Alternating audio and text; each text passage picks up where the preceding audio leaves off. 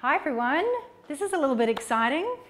You're going to see me paint a new canvas backdrop for the studio. I'm going to share with you, all the different materials and the way that I do it and have a little bit of fun. I'll probably make a bit of a mess too. So yeah, I can't see your comments today, but Garrett is watching everyone. He's going to be letting me know if you guys have any questions. So if you do, honestly, this could get boring. It's not going to be a 5-minute job.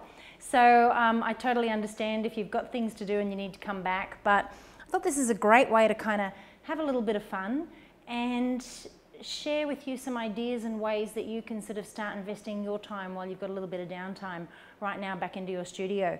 So for me, I am always looking for different things, and when it comes to backdrops, I want to keep, I suppose, my work as unique as possible, and this is the perfect way to do it. I get to have a little bit of fun. I don't always know how my backdrops are going to work out. I always start with a colour and sometimes end up going in a completely different direction, which often, is quite fun. So the idea behind today is to basically just show you what you can create and how to do it with a few sort of, basic tools, I suppose.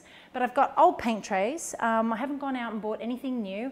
I always, when I'm in the hardware store, have a look at the paint section, and often you'll find tins of paint that have been mixed that aren't quite the right colour, and they sell them really, really cheap. And that's what I'll do all the time. I go in and I buy the random colours that people have made that don't always work out, and I get them at a hugely discounted price. So I've got a bit of a stockpile, and you can kind of see my table over here. I've even got some more tins of paint down the back there just in case I run out. But today what I'm going to work on is creating a beautiful sort of brown backdrop that's going to go with all of my beautiful timber bowls and things like that and props. So yeah, we're going to have some fun. I've already started mixing my base coat, but I'm going to go through very quickly all of the different things that I need, obviously, to set up before I even start. So I've got my canvas. Obviously that's going to be a priority. I work with 12-ounce primed canvas, and I buy it on a roll. You can buy that from art stores, you can buy it online, and we basically just searched online, and what I typed in was primed canvas on a roll. And then I came up with, there was a distributor in Sydney, Australia, so that's obviously very handy for me because I'm based in Australia. But if you are on the other side of the world in your country, when you start researching and looking for the different types of canvas that are going to be available, there are going to be quite a few different options. So for me, I don't want to have to prime my canvas. I buy it primed already. And it does cost a little bit more money that way, but I know that the quality of canvas that I'm getting is going to be very good. Also, you can see in the background up there, behind me, there's a couple of backdrops that I've already painted. And when I'm rolling them up and when I'm rolling them down, the quality of that canvas for me has to be pretty good, because I don't want to have to be spending too much time in post-production fixing, different problems from wrinkles, from lines, from creases, things like that. So the 12-ounce prime canvas that I buy is the exact same one that's hanging on the wall. I can pop some links later on into the comments for you as well.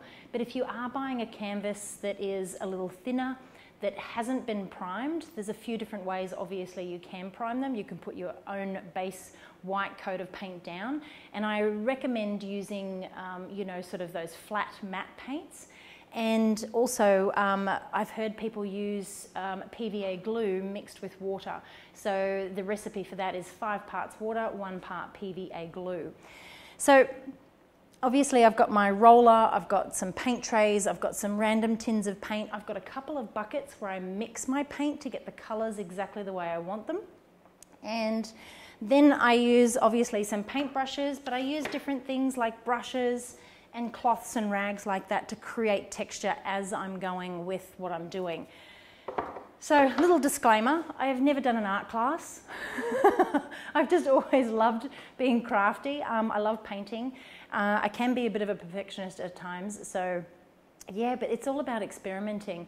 I've used, with some of my other backdrops out in my warehouse, that is a little bit larger, so if you've got a great big space, I've used an air compressor gun, like a paint spraying gun, things like that.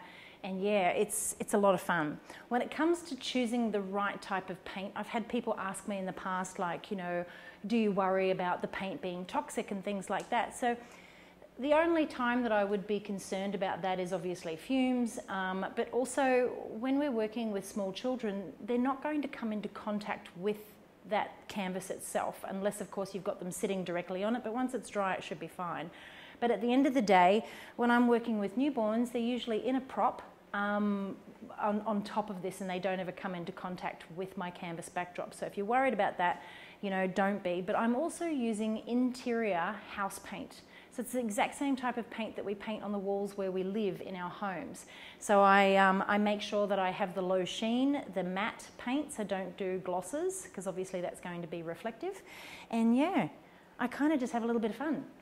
Cassie would like to know if this is live, because she can rewind. Yes, we are live.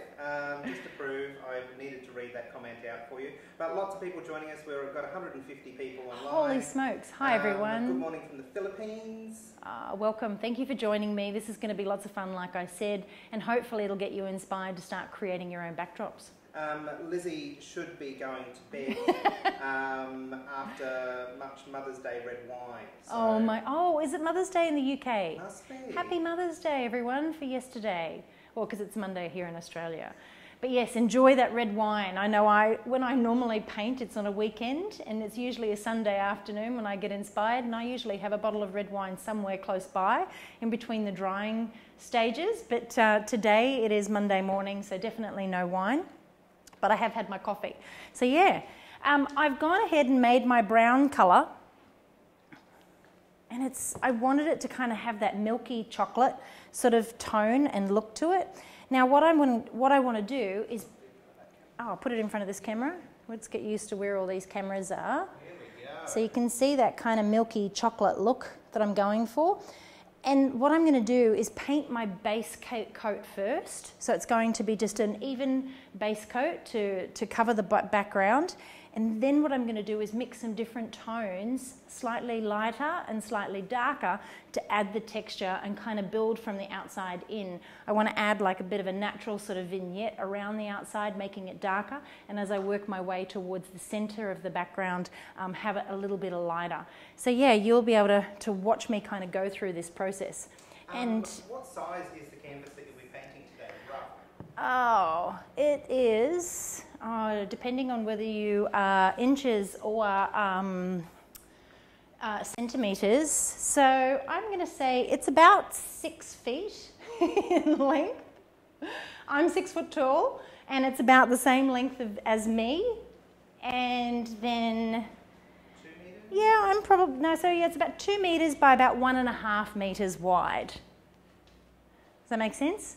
Beautiful. So you can actually see, you know, it is, like I've got it taped on the edges, and where it's not been primed, obviously, right to the edges, so that'll be trimmed later on once it's all dry and done. But yeah, when you are choosing the size of backdrop that you're going to paint, I've gone a little larger than I normally would, because I can also have this hanging and do a portrait in front of it as well. And I've been looking for a sort of a brown chocolatey background to do this with for a while, and I just haven't had the time to do it. But now, obviously, a little bit more extra time on my hands, and what better way than to share it with you guys. So We have the question coming up a few times, and I'm sure we'll have it come up 1,000 please times. ask away, guys. The canvas, where'd you get it from? What's the fabric? Okay, so I will share a link with you. So this particular canvas was made in India. Now, I do have actually the details here. So we hold those up and you can have a look. That's off the roll that I bought. So it's 12-ounce primed canvas on a roll. I bought it from an Australian distributor in Sydney. So what I did was just Google 12-ounce double primed canvas on a roll. Normally I buy the 3 metre wide roll of canvas, which is the ones that are hanging in the background behind me, and I buy them on a 10 metre roll. Now when you go to the websites, there's going to be quite a few varieties in terms of length and the weight of the canvas itself, as well as whether it's been double primed or just single primed. So based on your budget is what's going to determine which one you purchase. But I like quality, I want things to last. So yeah, I tend to go with the double primed 12 ounce. We did buy a smaller roll. This is an 84-inch wide one so that I can make smaller backdrops. But usually when I'm making my really big ones to do family portraits and things like that, then I go with the 3 meters by 10 meter roll.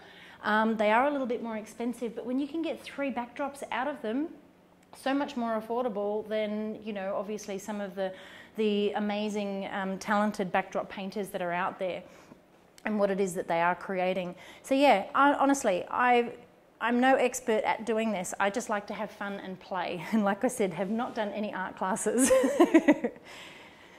But when I start painting my base on, it's just going to be a very, you know, sort of even flat coat to give me my base.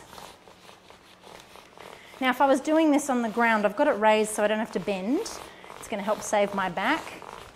But I don't want it to be too thick either, otherwise it's going to take a really long time to dry in between coats. So if you have a husband who likes to paint, get them to do this because it'll save you a lot of work. Being that I'm far away from the microphone, you might need to repeat these questions, but do you only ever have to paint them once? As in one base coat? I'm guessing yes. So I usually only do one base coat because then I build with different layers after that and I add texture. But do you know what, if you've got textures, like I have a million textures, we make them, you can find them on newbornposing.com. What I do with those textures is if I have a relatively flat background, like a plain sort of surface, even seamless paper rolls are perfect to add those textures to. If you're not into painting your own backdrops, but you can create that same sort of, you know, painterly effect.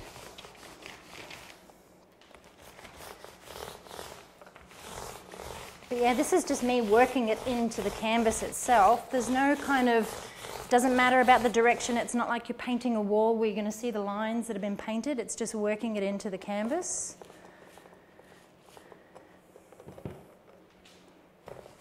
Where's Rob when you need him? Yeah, I think he disappeared very quickly when he found out what I was doing today. So I chose to do it in here because of the light, to share this with you, but normally I would do it not in my studio because of the potential mess that I can make. But I've got brown paper down, and I bought this roll of brown paper. You can see it around the edge of the tables here. I bought that roll, gosh, quite a few years ago, and I use it for packaging, I use it for things like this, and it literally cost me, I think, $40, and I've painted all of my backdrops with the same roll. That's how many meters are on it. I can't tell you how many meters are on it, but it's just great to kind of have available for things like this, but a drop sheet works really well. As long as you can keep your backdrops still from moving and you don't create any sort of wrinkles, you'll be fine.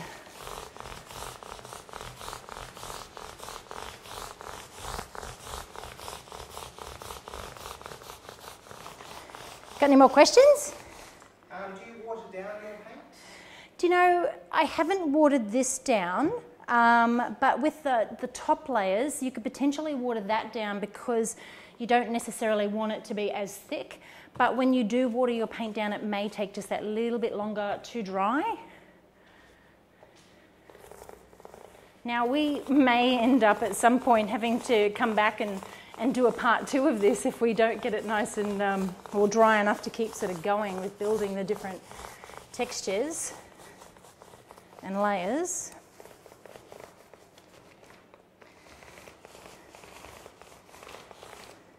Now, oh.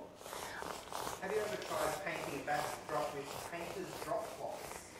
I personally haven't. I've seen a few people do them. They tend to be very thin in terms of the quality of the material, so they can be tricky to keep nice and flat while you're painting as well. So you would have to have them pulled quite taut so that you don't get any creases and things like that. But no, I personally haven't. I know that some people have, but in the end it's often been a bit of a fail because they haven't got the results that they're looking for.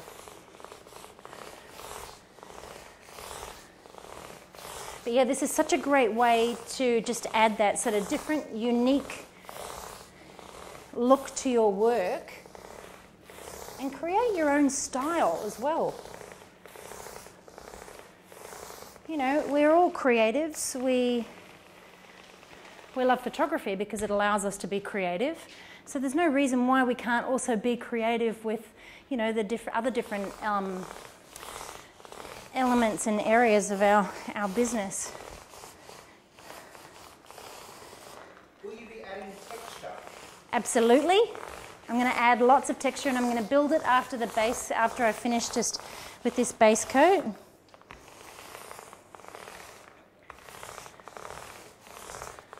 And again, what material is the fabric? This is a this is primed canvas. It was made in India. It is 12-ounce primed canvas. Now, what I'm going to do, I've got my paper down here, because I'm going with the brown tone. Now that I've finished my base tone, and going back to what the material is, we're going to share links for you to go and find it. Honestly, don't worry too much about the material right now. We'll share all of that in terms of links of where you can find it and information. We're also going to put a PDF together of how-tos of what you need, what you can use, and a step-by-step sort of little guide. That paint looks like milk chocolate. It really does. Is it all water-based paint that you use? I don't know. Is house paint water-based? I don't know. Yes. Yeah, it is. If you can clean it with It's not an acrylic. If you can clean it with water, There you go. It's definitely water-based. So yes, it's acrylic and not enamel. So obviously I pay a lot of attention to what it is that I'm buying. But that's kind of the point. It doesn't have to be complicated. You know, you can have a little bit of fun with this. So what I've done is I've just emptied the rest of that paint back into my mixing bucket here, because this is where I'm going to start to kind of build the different tones to add those textures to it. So with brown, obviously I've used different colours to create the brown tone that I want, but I started off with orange and green. So I went with sort of a little bit more, probably two parts orange and then 1 part green, and I mixed it around, and then I added some red in it to kind of give it that nice warm tone. Now if I want to add a little brightness, I can add some yellow and some white, but if I want to really kind of darken it down and add some richness, I'm going to add some dark blues. So it's all about just playing with your different colours. I highly recommend when you are trying to get the right colours for your backdrop, just doing them in separate kind of containers and then sort of adding it in and building that colour as you go. That way, you know, you're not going to waste too much paint. But the idea between creating enough to paint my base layer on with and then, having the leftovers now means that I can add to this. I'm going to separate some of this. I'm going to pour it back into here when I'm ready to paint it, but I've poured it all into here to kind of get it together, and I've got some cups and some other containers that I can sort of separate it even further so that I'm not building too much, because I really didn't use too much paint to do my background, but I've got my base tone, which is now what I can lighten and darken and slightly sort of change the shades there.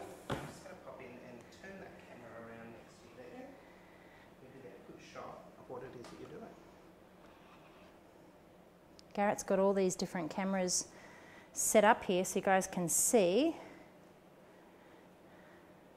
Lots of people asking how we actually do all of this. It's using Wirecast. Ah, the program, yep. Yeah. All right, so I'll put that one over there for now. So I've kind of put half of it in here, and what I'm going to do is I'm going to sort of start to lighten this tone a little bit, and then I'm going to work sort of, you know, adding that little bit of texture to this particular backdrop. When I'm with, especially for photography backgrounds, so this tone, obviously you can see, it's darker than my skin tone.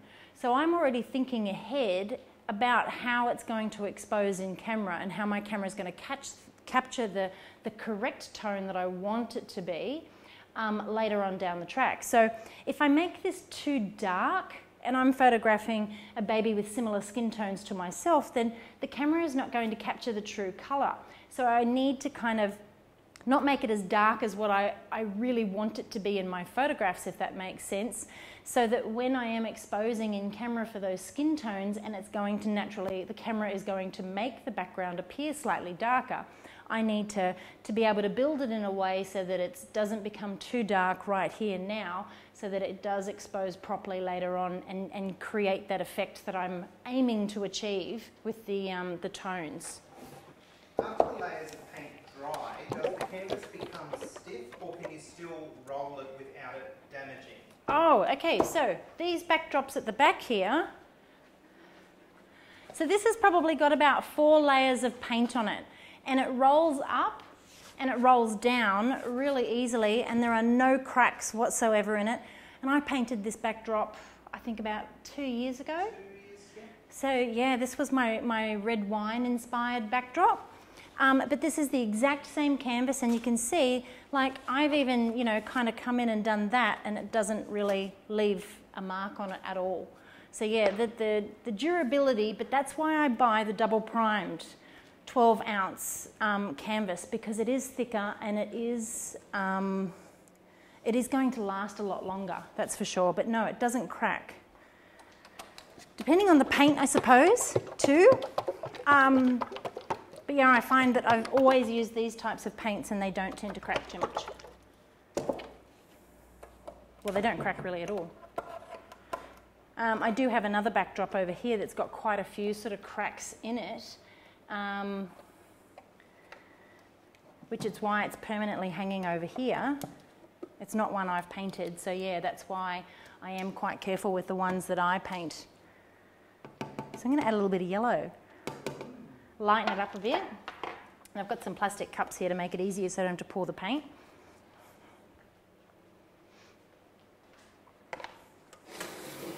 And I've got some blue there ready to go as well. I'll put the lid back on that though.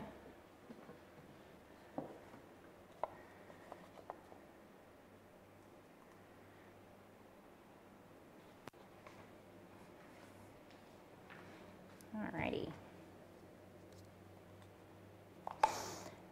So I'm just going to kind of add a little bit of yellow in here and stir it through.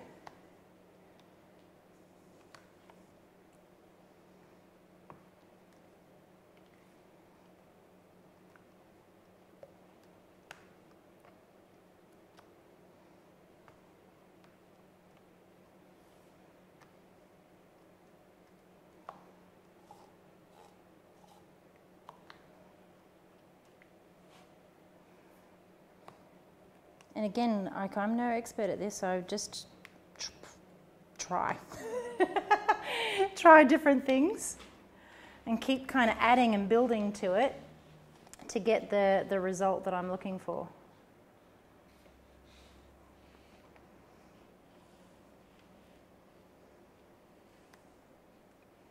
And I've got some white paint down here.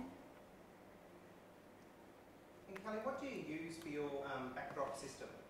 So this is a motorized electric backdrop system, and we found it on eBay. So if you go to eBay, just type in motorized backdrop system, backdrop hanging system, I think is what we typed in.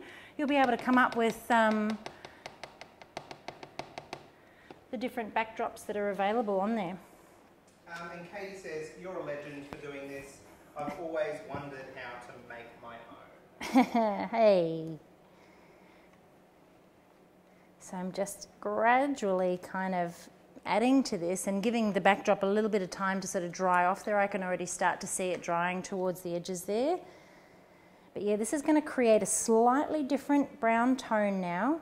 And you can see if I hold those together, this is now becoming a little bit more camely as opposed to that other tone. So this is how I add that texture in. I don't paint this directly over as another full coat.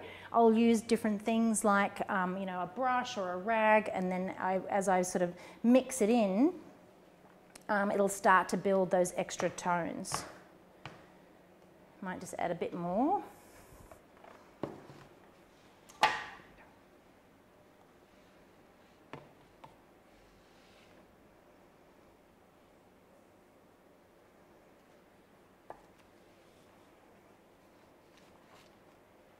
I thought about bringing a really big fan in. We have a big industrial fan, but it's so loud that I thought I'll just keep building and hopefully it works without it having to dry 100%. But if it does get too wet, we might have to come back for the next stage. If I just hold that up there, we should be able to compare those two colours quite nicely. Yeah. All right. So hopefully this won't take too long to kind of start getting the effect. So I don't have you guys here for that long a time. Now if I want to sort of start adding some texture to this, let's turn this around. Actually, I probably shouldn't touch it because I've got paint on my hands. I'm being sensible wearing an apron. I'll start over there in that top corner. What I'm going to do is just kind of use some different crisscrossy sort of strokes to help sort of add that sort of texture that I'm going for.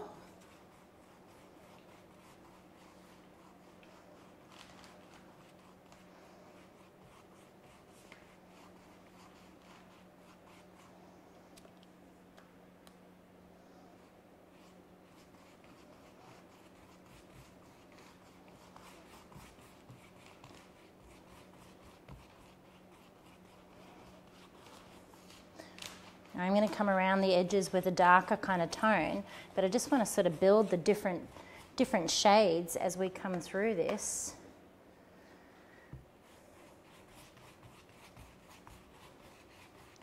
Smaller rolling brush would work really well doing this, but you can see I'm not going in any particular direction.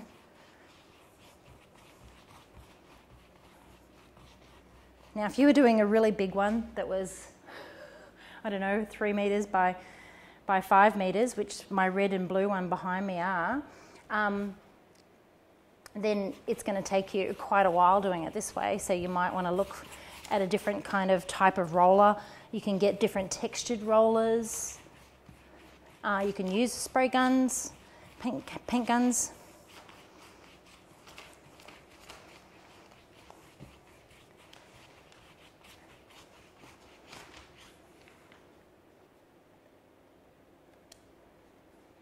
How are we going, Garrett? What's it look like? With a few of the reflections, it can be a little bit harder to see, but we've got 2 angles up at the moment, so it's looking good there. Do you add anything to your paints to make them mix easier? No, I just tend to, I don't know, maybe if there's anyone that is a specialist in painting art that wants to chip in there, that knows of anything that people can use. But yeah, for me, I just tend to go with paint. Like I said, this is just all about having a bit of fun, trying to create something that's different, unique.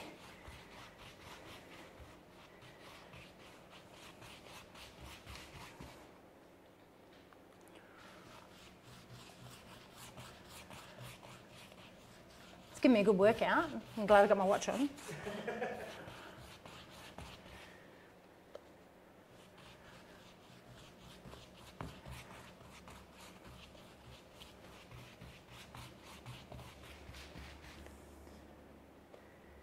But yeah, it's all about, I suppose, just building the different layers of the tones to kind of help add that little bit of texture to it as you come through and you use different sort of strokes and effects. Now I've got a brush over here, which I'm going to have a bit of fun with shortly, just to see what it does, really.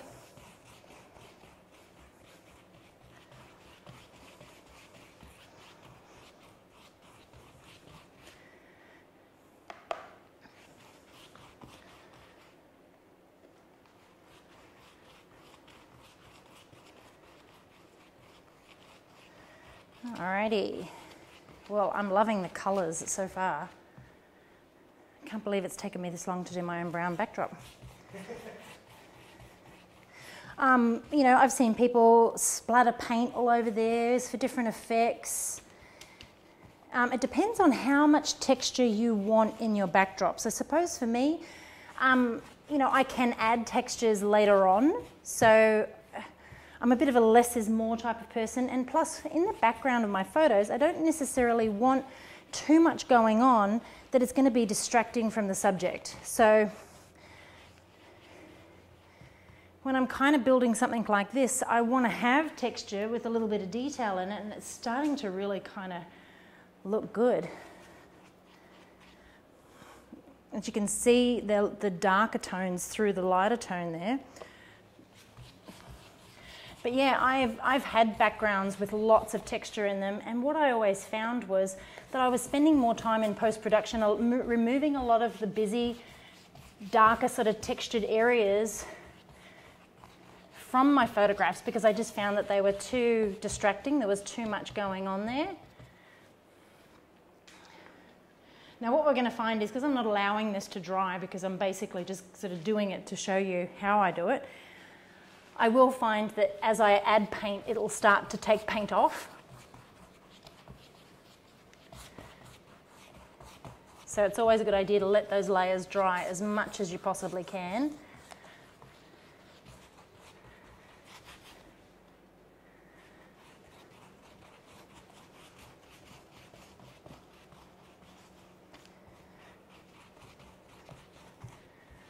Any questions? My hand's starting to hurt.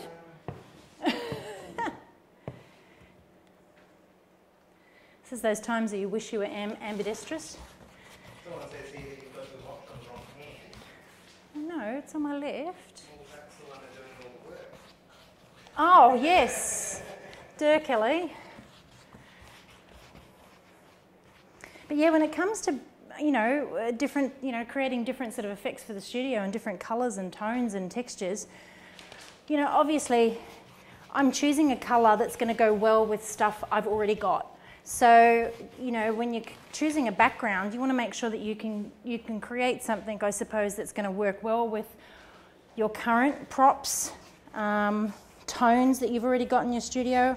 I'm a big fan of natural, you know, soft sort of muted tones, very earthy tones.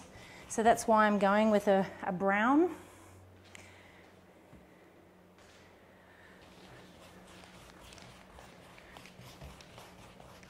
And I want it. The colour is coming through quite honey brown. Ah. So it is a bit browner than that. So we'll also take some photos to post it as well. Oh yeah.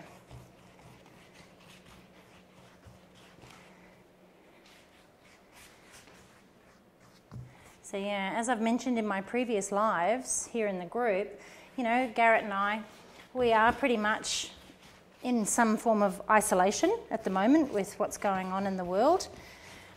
We're staying at home and just coming into work, driving to work. So we're not really out and about in the public. We stopped all sessions from happening here at the studio, purely because we don't want to put ourselves or our potential clients or models in any unnecessary risks, I suppose, to contracting or spreading a virus. I think the more we limit our time out and about in the general public, the better chances we have of containing what's going on right now and lessening the spread. And the sooner we can get back to normal and get back to our daily lives. I know that it is going to be very tough for a lot of businesses. It is going to change the world drastically, and some people will be very scared about how they come out of this, but you know, we're all in it together. It's affecting everyone, not any particular person individually. It's even getting a little hard for me to see now. Oh wow, okay, I'm liking these colours. And I can see it's sort of starting to dry off where the light's kind of hitting it there. And again with that size, Kelly, roughly what size is this drop? This is about 2 meters by 1.5 meters.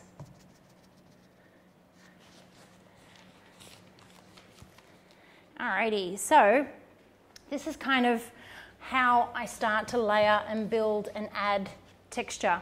And like I mentioned earlier, I want my backdrop to kind of have some sort of lighter areas in the center and then work their way out to build sort of a bit of a darker vignette around the edge. But I don't want it to be too heavy, I suppose, like that it becomes distracting, or too dark. So it's more going to be a very gradual build.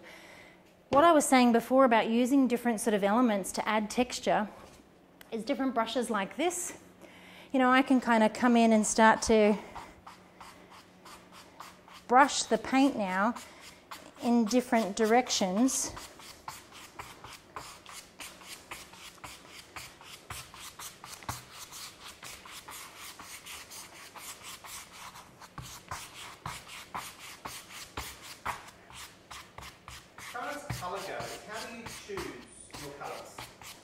When I'm shopping for them, like how do you decide what colours to add to your studio sort of thing? Like, what's the inspiration for this one? Why did you choose? Well, I just mentioned that before. I've gone with a brown tone because I use a lot of timbers. I'm personally drawn to natural tones and textures, very earthy tones. So that's why I've gone with brown, because it's going to go with a lot of the props and fabrics and textures that I've already got. So I wouldn't go and paint myself a purple backdrop when I don't necessarily use a lot of purple. So it's got to be something that you're going to get a lot of use out of. It's going to obviously add to the style that you're already starting to build with your photography, all of the different tones and textures that you've already got.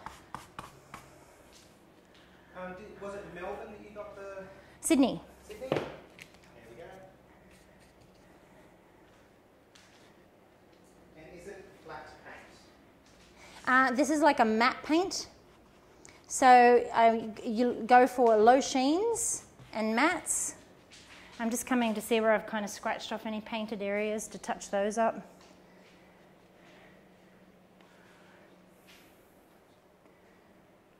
This is such a good size because I'm going to be able to use it under props, it's not too big, and I'm going to be able to hang it on a backdrop stand to be able to photograph, you know, some family portraits and things like that. Now, if I wanted to kind of lighten it a little more, I could continue to add yellow, but it's going to shift the tone. So if I want to lighten this tone, just to kind of start adding some lighter areas in the center, then that's when I would look at adding a little bit of white to the current color. And you know what I'm going to do? Just wipe my hands. I got a little build up of paint going on here. Jessica says, this is amazing. Thank you for sharing. Oh, you're welcome. This is fun. I do like doing things like this. Obviously, you know, I get a little nervous that it's not going to work out and people are going to go, oh, that looks ridiculous. That looks stupid. You know, that's right. I think I've got a little bit of white left in this one. I don't really want to open. I don't know if I do actually. Oh, there's a little bit in there. You only need a teeny, teeny bit. I think I only need a little bit here.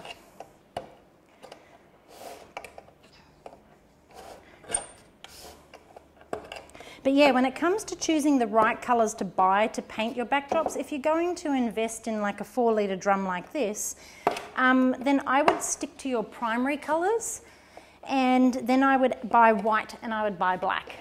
So for me, I think the most versatile coloured backdrops that you can have in your studio are a light grey, a dark grey towards black, something similar to this, and then I've got a light grey which has got some beautiful sort of yellowy warm tones through it, which is beautiful. But I do a lot of my white, so if I have a maternity shoot and a white gown, then I would shoot it on that particular one. And then I've got blues and I've got reds, and they're two sort of tones that I suppose I've shot for more maternity and things like that. But yeah, the blue tends to photograph really quite dark. It looks lighter on the screen. than what it actually does when it's captured, because when I'm exposing for skin tones, the background often becomes very dark. So it goes into that beautiful sort of dark navy tone, which is what I love. And I've got quite a few sort of blue maternity gowns that I shoot with, but it is also a tone that I can also change in post-production. So, but it is exciting being able to add different colours to your studio. Gives you more variety, I suppose, but again, you know, I wouldn't go out and spend a fortune on things like this, because it's something that you can build on, you know, over time. Oh, I've got the world's oldest tin of paint here, and it's not going to open for me.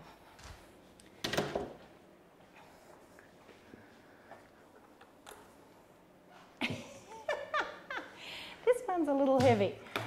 He was just going to bring a little bit of paint up for you. Yeah. Okay. So I have a really large tin of white paint down here.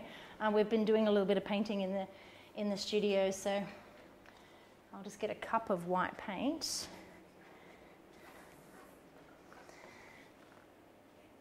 You got any more questions?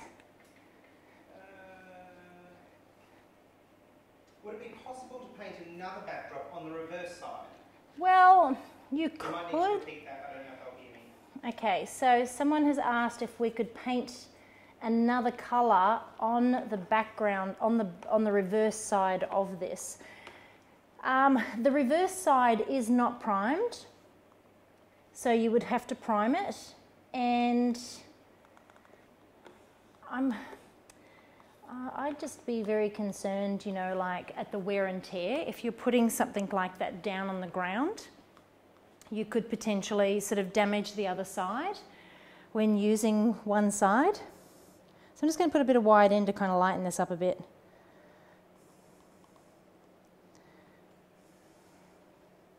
Colour choice question. Yeah. What colours would you pair with your blue and red for maternity shots? So if you were using those backdrops. Can you grab the maternity gown that I've got a couple of blue, and then I've got that beautiful pinky floral one.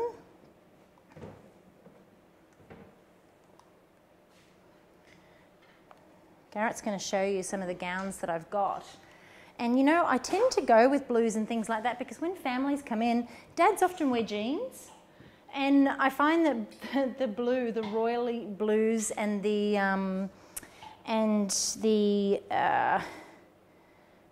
navies go really well. So you can see I've got reds in my red dresses, I've got navy blues, and then I've got that lighter blue one in underneath, which photographs beautifully with that blue background. But the floral one at the front there, Garrett, just move that pink scarf. Oh yeah, that's that one there, just photographs beautifully on all of those colours as well. So I'm sort of always looking at the different colours of dresses that I've got and what backgrounds are going to work well so that I don't have to go out and buy all new dresses and things. So I am looking for versatility, but I go with blues because most dads tend to turn up in jeans. And it's not a colour that's going to date navy blue. But yeah, like I said, greys, light and dark greys tend to work really well too. Just going to add a teeny tiny bit more white, and it is looking a little bit lighter, which is exactly what we wanted. Oh, Lizzie's disappointed. She wanted me to model the maternity dress. Only once a year, Lizzie, once a year. Yes, we do have fun, don't we? So yeah, this lighter tone now, it's becoming that real camel colour. But as I mentioned before, when you are creating the different tones to paint, if you make it too dark and you are photographing someone with Caucasian skin on them, you are going to have to expose in camera for the skin tones, which means you are going to often darken down your background. So depending on how you light your background, if you're working with lights, you've got multiple lights and you can light your backdrop, that's going to work perfectly. But if you're working with natural light or one light, you're going to need a reflector to fill some of those backgrounds as well. Oh, this is gorgeous.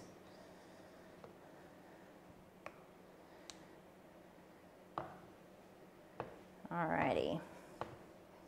So with this tone, I mean, I can continue to paint this on with my brush, and I don't know how well you're going to see it here with the sheen of this camera, but I'll just sort of start here. You can see the difference in that tone and how much, there we go, see how much lighter that is.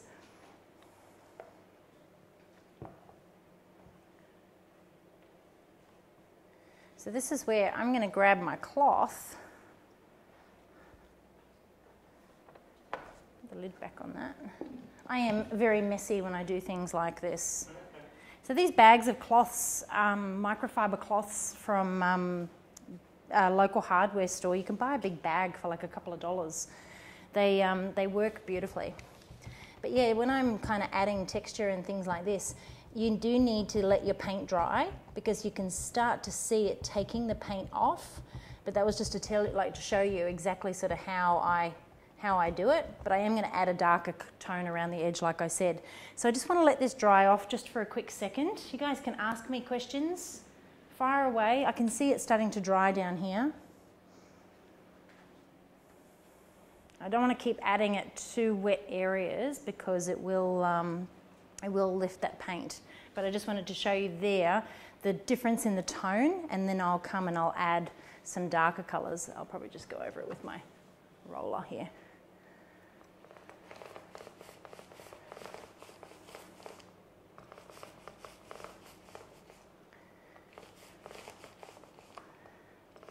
There we go. No questions for me?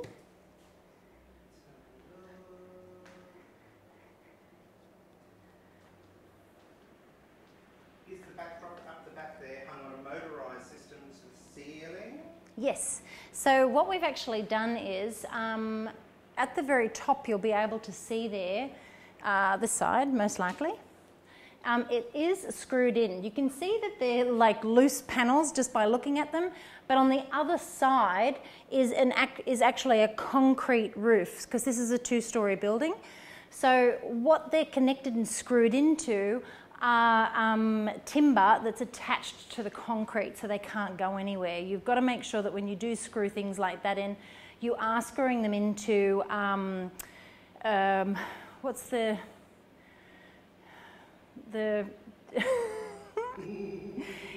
when you're screwing them into the walls, you want to screw them into your support beams, making sure that they're not sort of just very loose, fibro board or anything like that where they could potentially move. So yeah, I'm feeling here that the paint is starting to dry. There's a couple of the wetter patches down there, and there's just a little area there that I'm just waiting to kind of dry off. But you can see it does dry pretty quickly, which is fantastic. Do you always want it to dry between those layers? Yes. So what I just showed down here, this was the last area that I kind of finished off painting, that second coat. Excuse me. I'm talking a lot. And the paint fumes aren't bad. But yes, this was the last area that I finished with that second paint. So when I brought the lighter tone in just to kind of show you the difference in the tone that I'd created, you could see as I sort of started to dab, it was pulling paint off because it wasn't dry from underneath. So this is where giving it a little bit of time to dry between each layer is going to really benefit the final result that you're sort of looking for here. But I'm going to continue with my sort of brush, and I'm probably going to dab in then the darker tones later on. Somebody's chimed in there, Connie, that word that you were looking for was studs. Studs! Stud wall. Stud wall. What did I say? Support beam in the end. Yeah, that's same sort of thing. Yeah. All right, so we'll go, but thank you, because yes, sometimes words do fail me.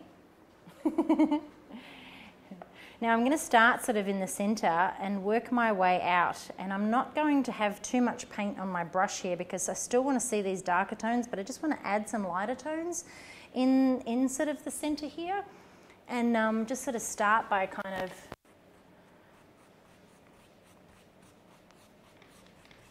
painting them over in different directions.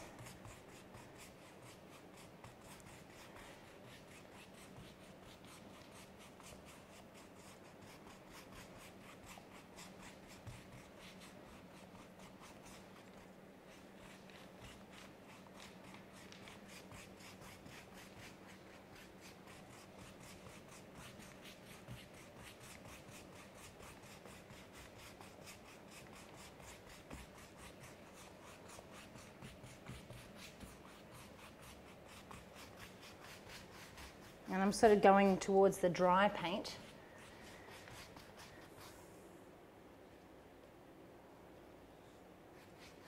Will this video be available to purchase on your website? Well, we're making it free. We're doing it right here for you in the group. And we'll pop it on YouTube. It will stay in the group as well. We'll create a bit of a PDF as well of tips and tricks on painting your own.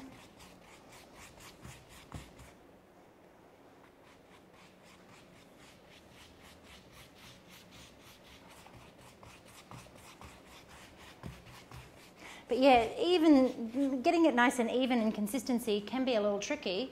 But the more you kind of build and the more you work your way around, you can sort of add to different areas.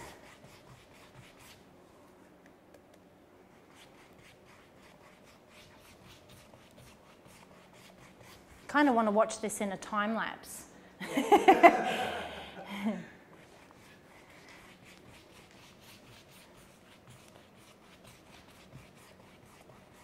But this is such a great way to kind of, you know, still be creative right now. If you're not shooting, which I hope most people have finished up. I know some people are still taking bookings. Obviously, no one can make you, but you know, you've got to make the right decisions for you.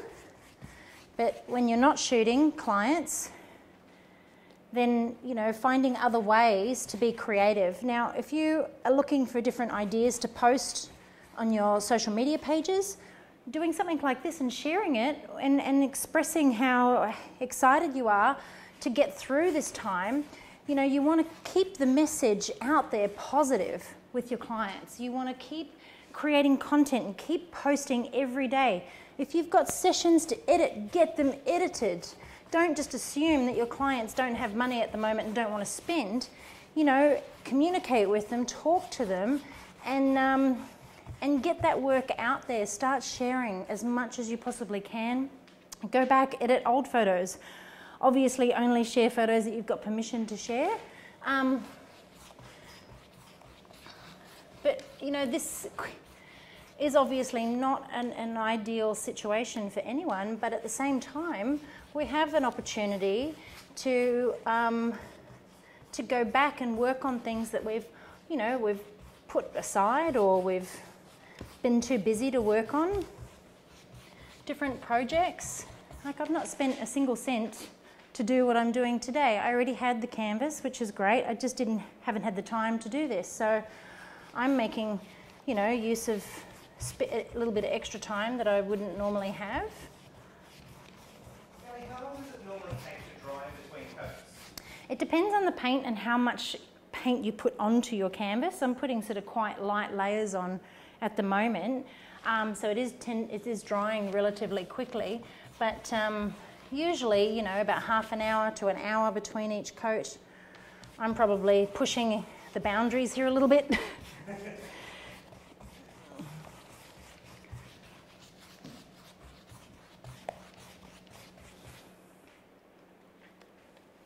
And remember that paint always dries slightly darker.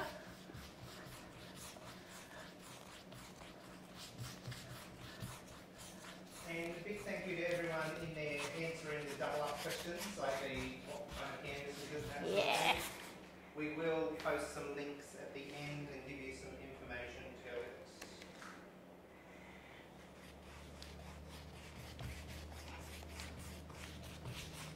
And don't be scared to try something like this. If it doesn't work, let it dry, go over it.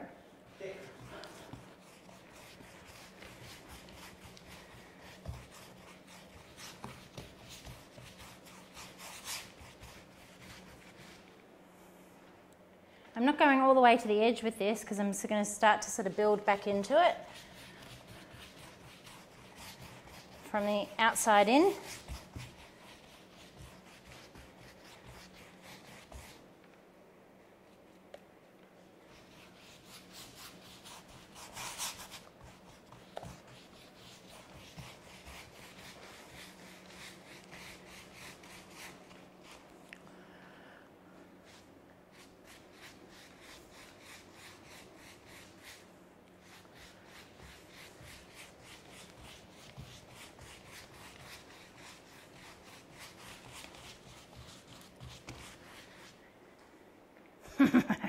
Oh, I love having fun and making a mess. I used to get in trouble so much as a kid for making a mess with art and craft.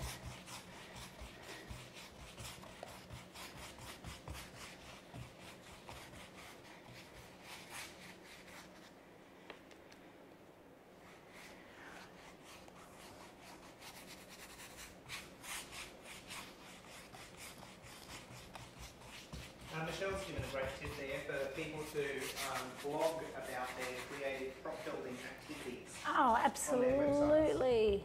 Michelle has written an amazing blog actually on newbornposing.com about blog ideas, what you can blog about. She's actually put the link to that in her comments. Perfect. Whoever said watching paint dry was boring clearly hasn't seen your work. Thanks, Lizzie.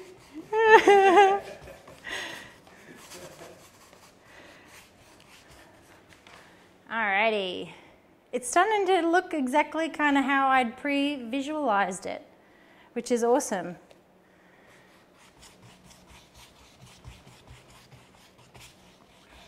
What I'm trying to avoid is that brush look. I've got a very soft brush.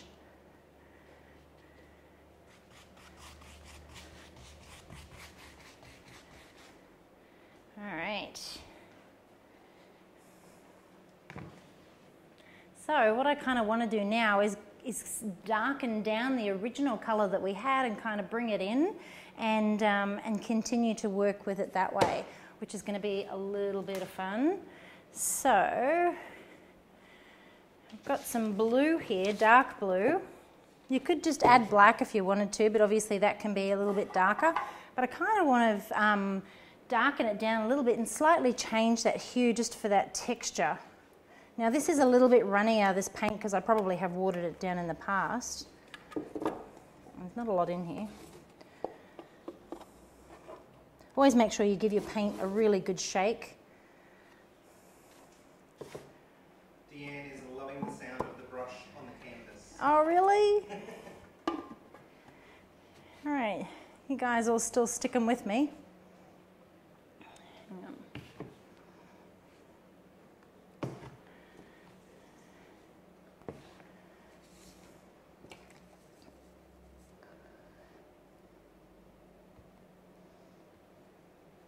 I just want to change that tone ever so slightly, and this is a darker blue.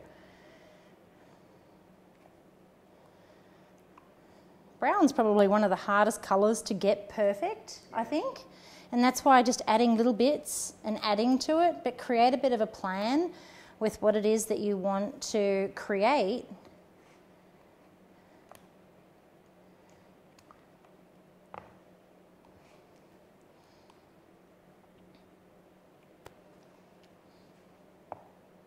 I mean, we all know that when you mix all the colours together, they become a bit yucky and gross, but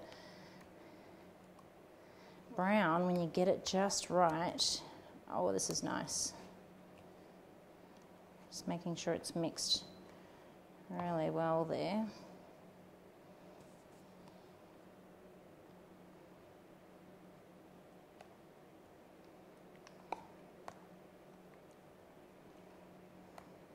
And as I mentioned, you know, you can get so creative with the way that you do this. You could splatter different, I mean, I'm not going to splatter paint in here because I'm in my studio. And whilst I've put brown paper down on the floor, if I start splattering it, it could go literally anywhere. And knowing me, I will make a huge mess.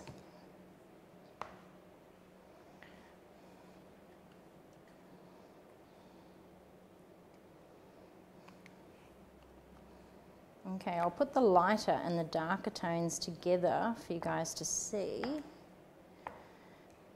which is probably going to be the best camera to show that. Probably the one right next to you there. I'll just switch to that view. Perfect. I'll go that way. That way. So this one's darker, so we're going to now work our way from the outside sort of in with that darker tone. And what I'm going to do as I come around is kind of brush it in as well, and just make a bit of a mess, really.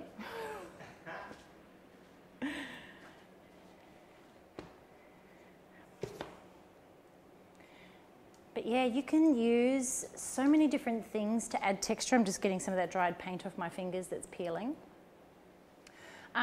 Different sort of types of material and cloth. The greater, I suppose, the texture, the harder it is. Like a brush like this could potentially put a lot of marks into your canvas. So using something like that's obviously going to be a little bit harsher. So depending on the intensity of that texture that you want to create is entirely up to you. But like I said before, for me, when I'm adding texture, I don't want it to be too busy, too distracting, that I end up spending time in post-production removing a lot of those sort of harsher lines and textures that are in there that could potentially lead the eye away from the baby. So it's just a little bit of a thing there. So I might start over on this side actually, where it's a little drier.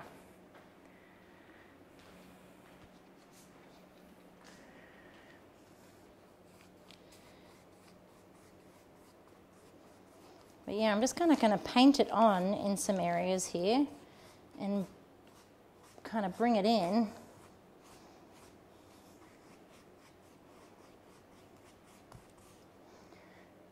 And then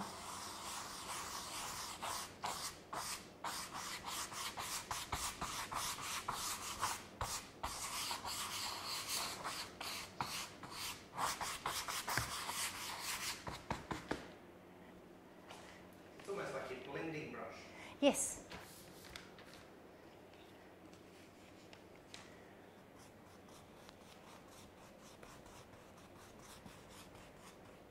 And if you want to add a little bit more texture,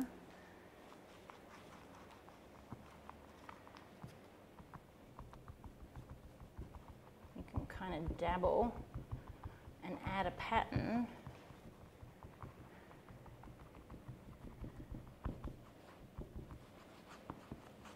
And smudge it in that way.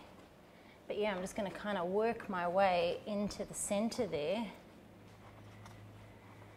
And I'm just going to have a look at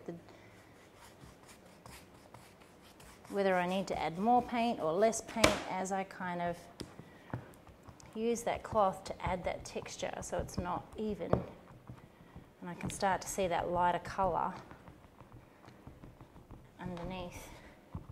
Kelly, those harder brushes that you've got there, what would you call those? Well, that's just like a floor scrubbing brush. So yeah, it's just like it's synthetic bristles. It's just a scrubbing brush that you probably clean like a shower or something with. Mm-hmm. And that other one that you've got there? This is just for dustpan and brush.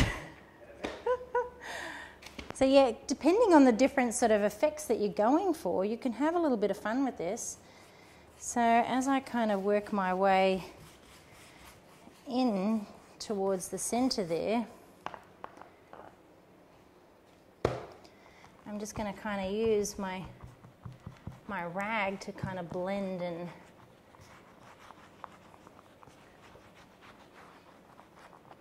rub the paint so that it's not even and it's got some nice sort of patterns and effects in it.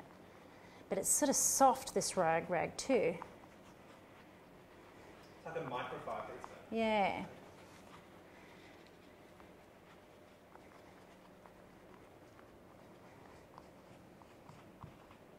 Depending on how much texture you want, depends on how much you're going to rub the paint. But you do have to be careful because if the paint's not dry, you're going to obviously start taking the paint off from underneath.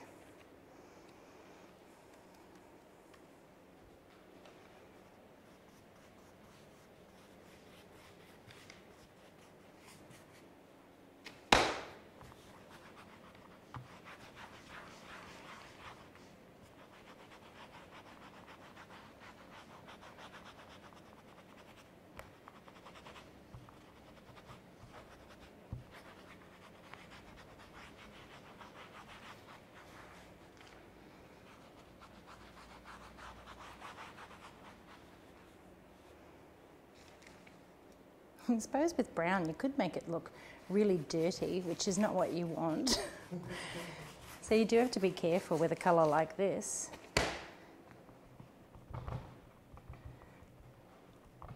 But guess what I'm going to do tomorrow? I'm going to come in and I'm going to shoot a prop on it to make it digital, which I think will be fun.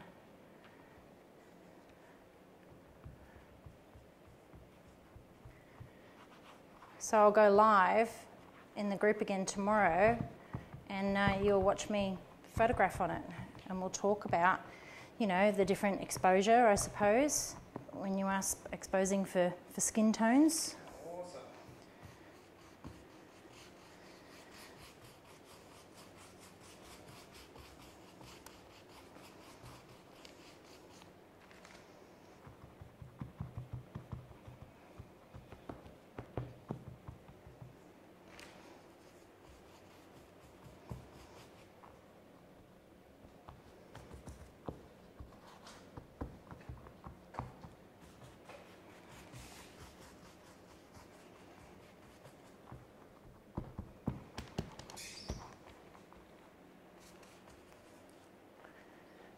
Oh, it's starting to add some cool texture. But like I said, you've just kind of got to build on it and have a look at the different tones and how they kind of come through. But it'll also determine how much time you really do want to spend doing this on a backdrop. I think when we pop this on YouTube, Garrett, we might put it in fast forward. Yeah.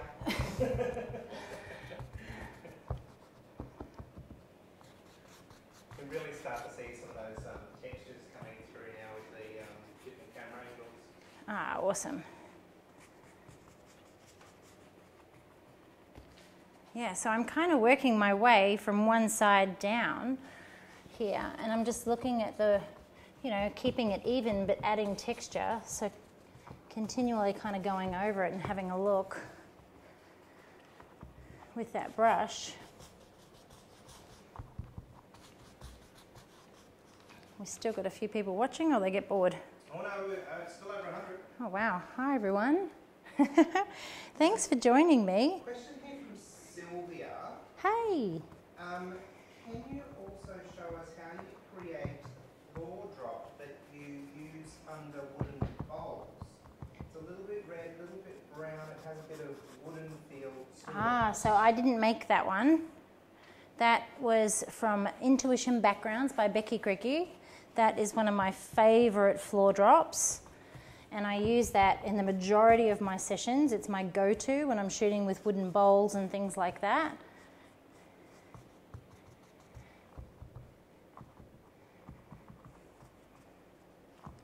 If that's not the one you're referring to, just see if you can find a screenshot and pop it in the comments. But yeah, ask your questions away, anything. It doesn't even have to be about a canvas backdrop. If you've got a question that you want answered about anything, go for it. No one's bothered about how long this is taking. They're all loving it. You guys are awesome. At all.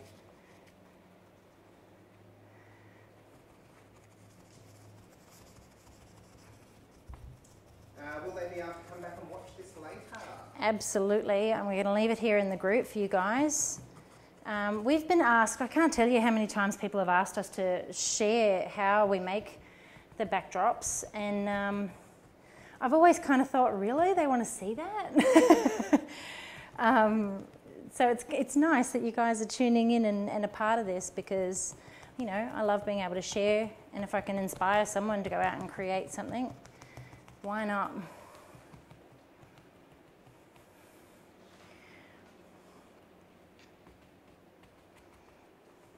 I'm so glad I'm not doing a 3 metre by 5 metre one. Yeah. Lizzie thinks this is going to be your new favourite. Oh, I think so. You can probably tell just by the amount of time I'm actually putting into it that I am thoroughly loving this colour. It is stunning. But you can see just by painting that darker colour over the lighter colour and then rubbing it with the cloth, just gives you that bit of texture. But yeah, if you've got stiff cotton that you're working with in terms of a cloth, obviously that's going to create a different effect. So they've gone with a softer cloth because it's giving me, you know, sort of softer, I suppose, a softer texture, not as a scratched look.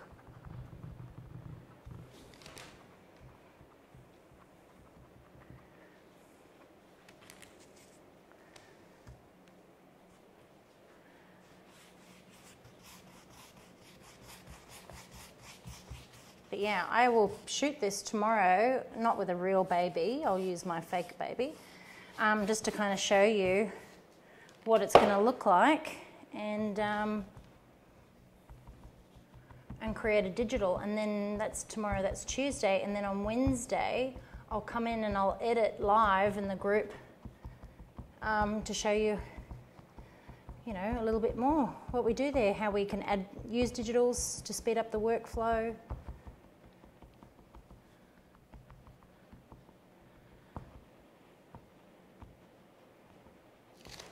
It's starting to look suede, Sherry says.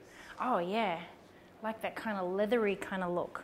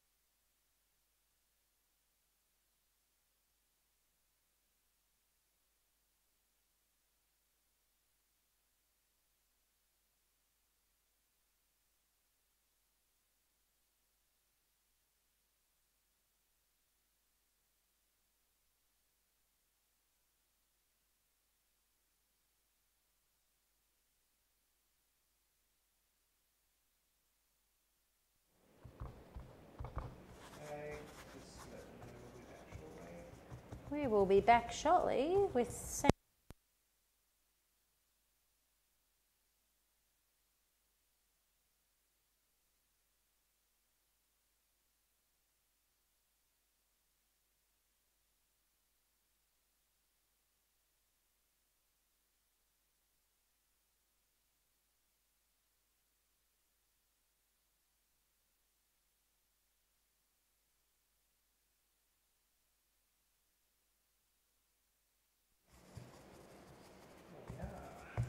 All right, are we back on? Yes, we are. Thank you for letting us know, everyone. Oh, you didn't miss anything. I was just rambling. What sort of setups would you use this size canvas for? So I'm already gonna, you know, use this for my props on the ground, bowls. I could potentially use this for portrait sittings. I wouldn't be able to shoot a large family on it, but I would definitely be able to do a beautiful sort of portrait with something like this.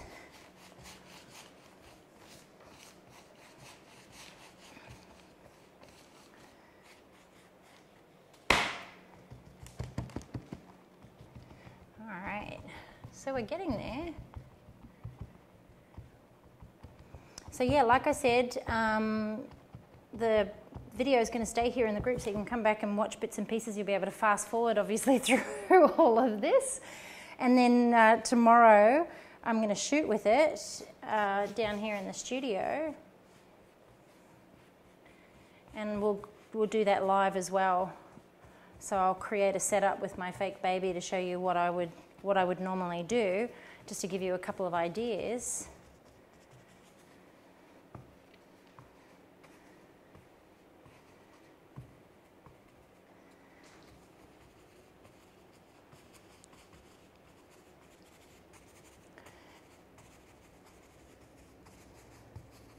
I'm just evening up a few areas where I went over before.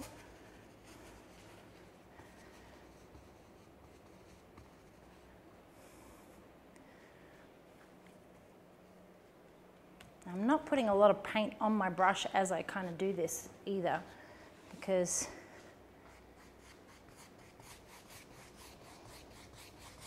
I sort of want to build as I go in terms of that texture.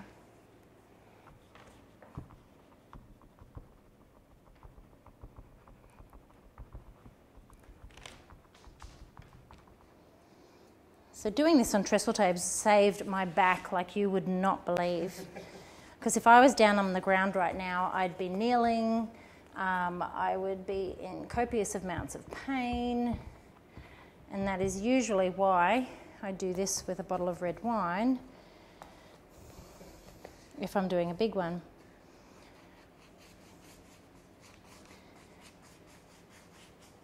Perks of getting old. Oh dear.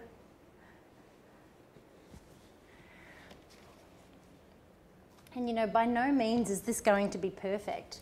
But what I love, obviously, is, you know, you can create your own looks, effects.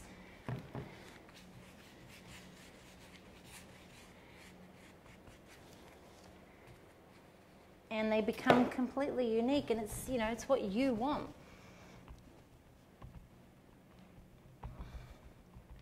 You know, obviously you can buy stunning backdrops out there, but we don't always have the funds to do it.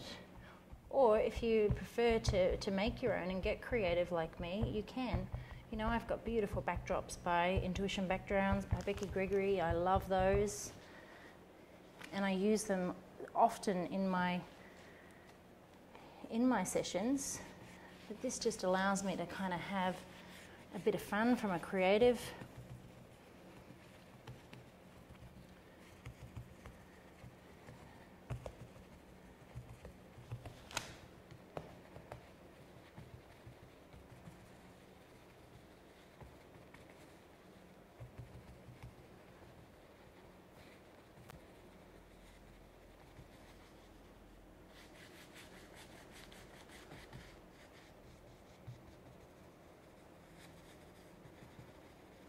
But if you have, you know what I would highly recommend?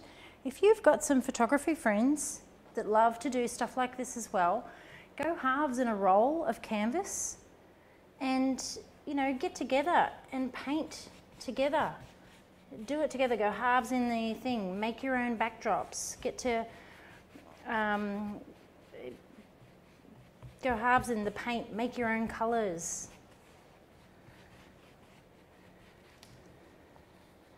You know, obviously the social distancing at the moment is going to be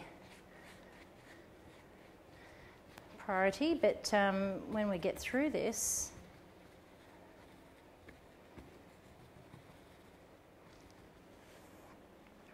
you'll be able to have some fun with it. Having fun.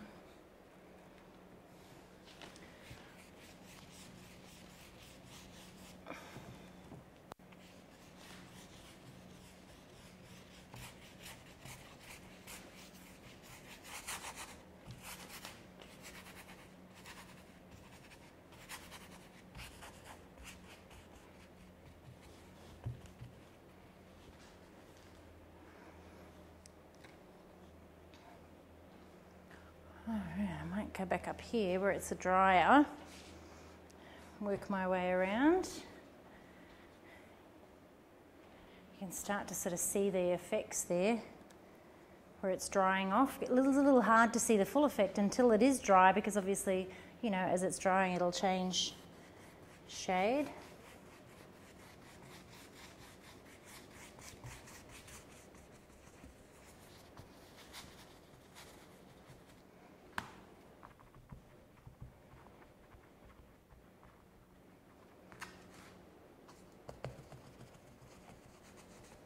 Do you think you could do this outside on a concrete driveway?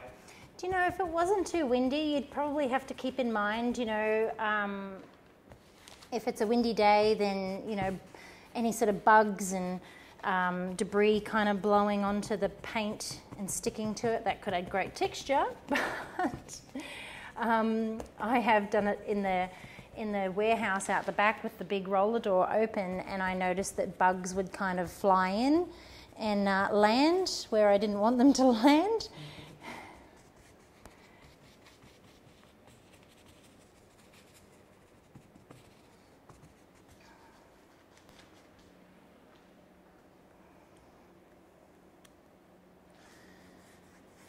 I kind of feel a bit bad for you all. This has got to be boring.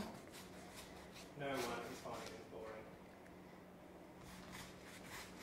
And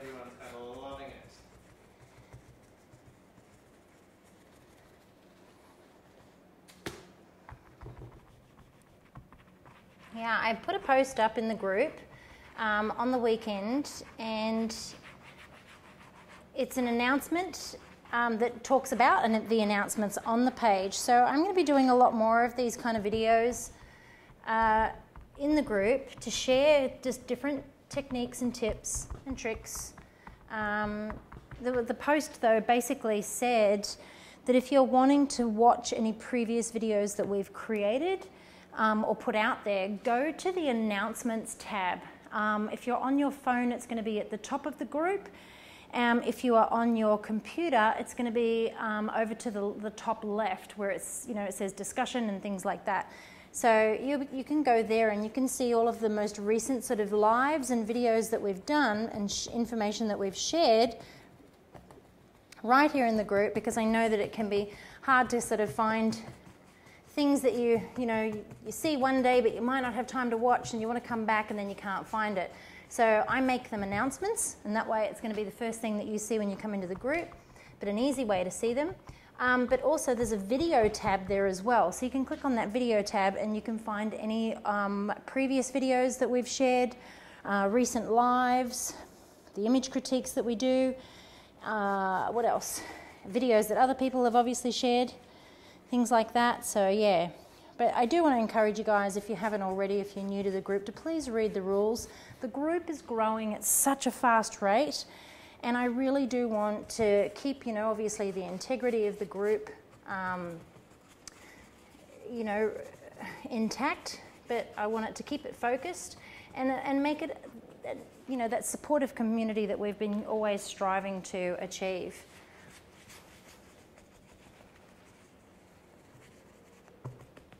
You'll notice if comments and posts get removed pretty quickly, there'll be a few reasons why we do that here in the group.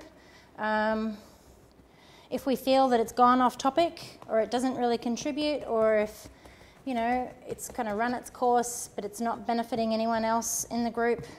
If comments aren't polite, we remove them. If comments aren't necessary, we remove them. But obviously I put a lot of content into this group because I do want to see you guys, make the most of your careers and give you as much information as I possibly can. If it helps in some way. Oh, I'd love some water, please. Thank you. And that's why it's focused around my education, because of what I share in here for free. It's not just a matter of putting up a camera to share something like this with you. A lot goes into creating a live broadcast like this.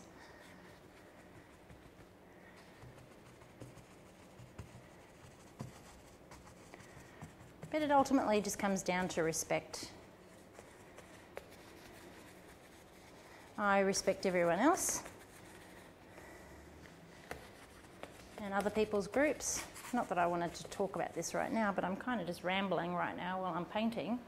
So if you do have any comments, any questions, Q&A me, guys, ask away, anything, ask me anything. I'm right here, and I'm obviously not going anywhere just yet.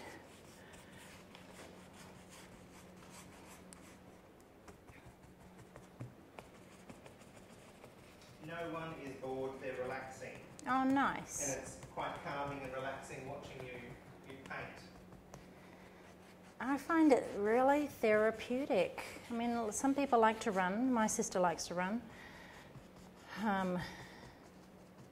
But I always found, when I was doing something like this, a little bit more sort of therapeutic than anything else. You can kind of get lost in your thoughts, come up with your most creative ideas.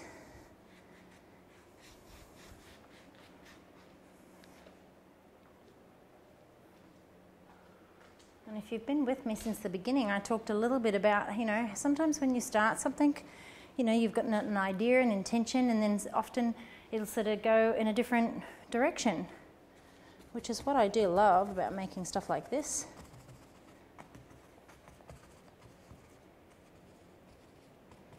And I'm sure there are other people out there that might do things slightly different, but that's okay. That's what makes us all unique.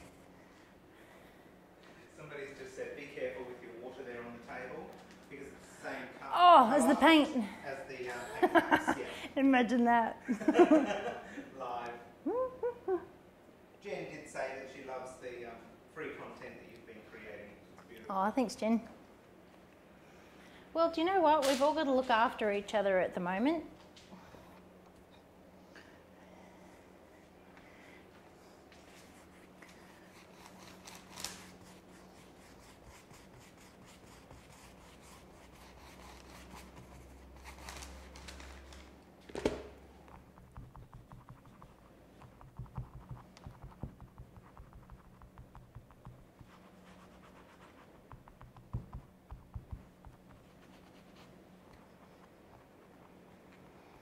Would you paint a canvas hanging? Well, if it had a surface behind it that you could push down on, but yes, that could work. But obviously you'd have to be standing on something at the top to reach the top, depending on how big it was, and then you'd have to get down quite low as well. But it could be a great way to obviously see, you know, the patterns and textures and the way it sort of shapes as it builds from that, you know, vertical perspective. But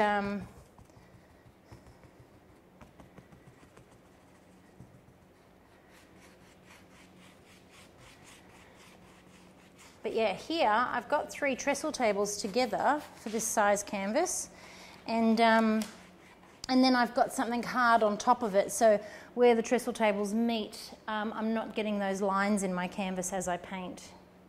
Okay, we do have a question. Far away. Okay, so what other ways to make money right now? I find myself fearing bankruptcy when this is occurring. Do you know, you're not alone.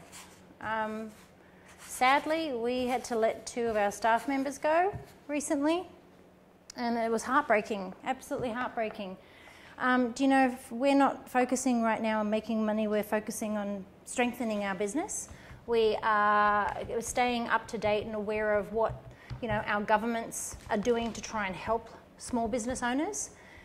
There are some grants that are currently available for small business owners in Australia. I'm not quite sure in other countries what governments are doing to help them. I know every country is going to be slightly different. But for you, if you have, for example, like I said before, unedited client galleries, get them edited. If you have the ability to copy, for example, people's old hard drives, back them up for them, or restore old photographs. If you have the ability to scan discs and put that content onto USB, if you can order prints online for people, you can do all of those sort of things. But you are a creative person, so you've got to come up with creative ways on what you can continually do to benefit your customers. But what I'm going to say is, if there isn't a way for you, and it is scary, obviously we're all suffering at the moment financially from this, no one is spending, then you've got to think of ways on how you can keep that client communication going, so that when we do get through this, you know, your clients remember who you are, they know who you are, they've seen you, you're booking them in for future Christmas sessions, things like that. Coming up with ways to stay in touch with them is going to be really, really important. There's a friend of mine who contacted me last night to say that she's got a focus group with a group of photographers, and once a week they're going to Zoom, Skype call each other to brainstorm ways on how they can get through this and benefit their clients. I'm going to continue to share ideas in here that will help people stay in touch with their clients, will help you create new content to put out onto your pages. But ultimately, it all comes down to customer service and how we keep customers continually coming back to us and how we get them to refer other people to us. You know, we at the moment live in, like I said earlier, in uncertain times, but unfortunately we also live in a time where we don't tend to print photos as much as what, our future generations did. I love nothing more than sitting and looking at old photographs, of my father's family, of my mother's family, and learning about the people that were in them that I didn't have the luxury of spending time with. And when you start to think about how much we print our own photographs of our own children, we're living in a world that will potentially become a printless society. So this could be the perfect time for you to go through your own photos, order some prints online, have them delivered. You'll help keep some businesses obviously going, supporting local businesses, print labs, things like that. And you could offer services to back up people's files, like I said. You could offer a service to, if you once, here's a good one. If you once supplied your clients with discs and their photos on a disc, and now we all know that computers don't have disk drives, if you've got a disk drive, you can reach out to them and say, at the moment, while, you can't take sessions, I can offer to, transfer your photos from your discs, if you haven't already backed them up, over to a USB for you, and do that at a certain price, and then offer them, 6x4 prints of the photos that are on there as well, if you didn't previously print your photos.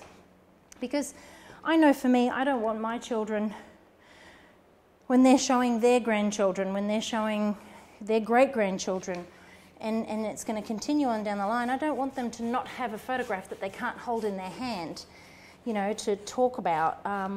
There's something magical about holding an old photograph in your hand, and you don't want them to go, oh, hang on, let me just go and get that hard drive. Let's have a look at some old photos. Let's talk about, our family history. I guess it's going to be a while before you can find the right hard drive that you're looking for, and then go through the millions of albums that you've got on those hard drives to find that one photograph that you remember, but you don't quite remember the date that it was taken. That's why printing is so important, and we have that ability to do that. So while it's quiet, I highly recommend you going through and printing your own photos, but offering that as a service for your clients, because the importance of those photos, not just today, but for our future, is huge. Terry says that I've made gift vouchers to be used in the future with a percentage off, and refer a friend to get bigger discounts. Nice. Referral programs work beautifully. But even in the past, when I haven't had a referral program and I ask my clients, so how did you find out about me?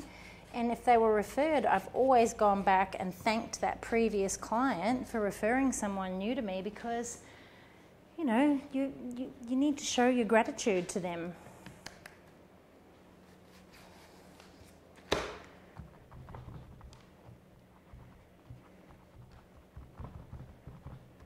Carly's trying to edit while watching you, but it's very hard because it's too relaxing.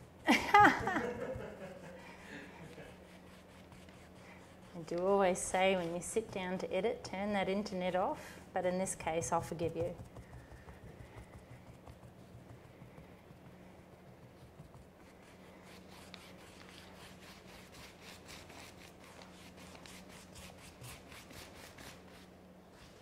Now, we all have different vision, we all have different ideas, we all have different ways of doing things and creating things. So, I want you to stay true to you. Just because someone else is doing something one way doesn't mean you have to do it. I want you to stay focused on your goals and what it is that you want to achieve and how you're going to achieve them. You can choose to sit back and watch the world kind of fall apart and become depressed about it, or you can stay positive, stay focused, and start working on some goals towards your future, because we will all struggle financially. We will all potentially, lose, a lot throughout this. But if you do stay focused and you keep your energy positive towards what you want to achieve when we come out of this, you're going to end up being able to do that a lot sooner rather than later, as opposed to worrying every single day that everything's going to fall apart. We are individuals. We have to choose to do the right thing by ourselves, by our businesses, by each other, by our families.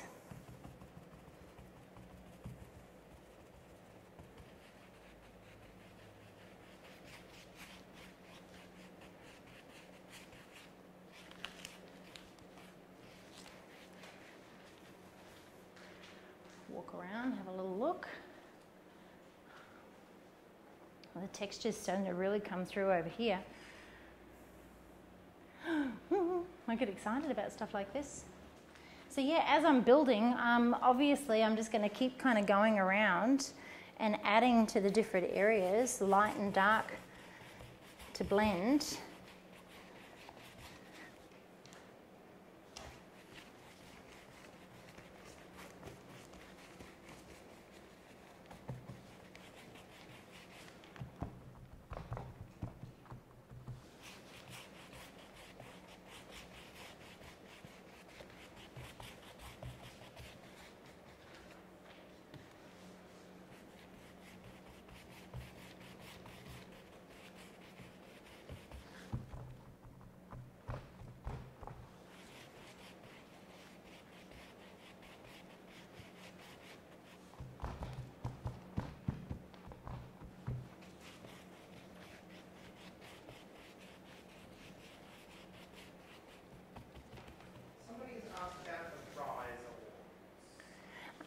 Well, that was supposed to be opening up soon, and we decided last week, we haven't made an official announcement just yet, but we have made the decision to postpone that till a little later in the year until people are in a much better position to participate, because we know that you know, financially a lot of people might not be able to afford to enter, but it might not also be a priority right now. So we are just focusing now on ourselves and our own business.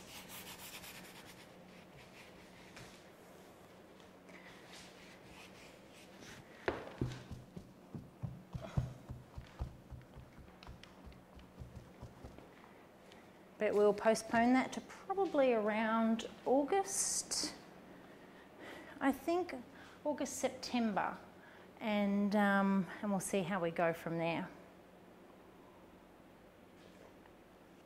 All right, so now I'm going to start working on the centre here a little more. Probably am going to come in with my lighter tone again.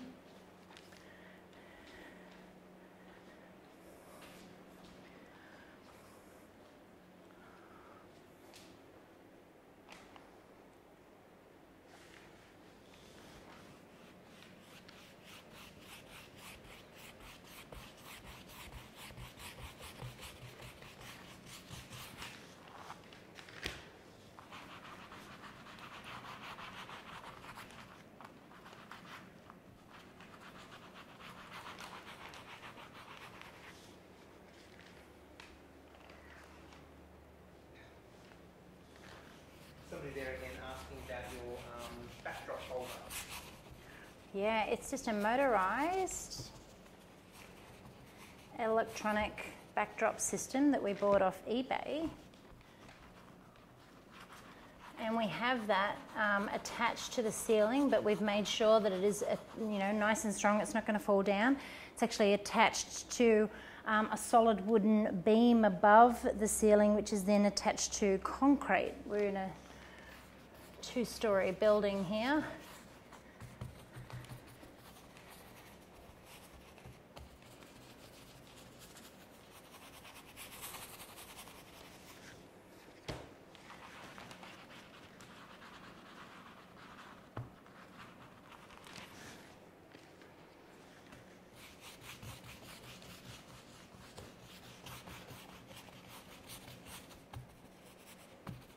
So yeah, I think at the moment, you know, if you can, should still be really structuring your business hours throughout your day to work on your day.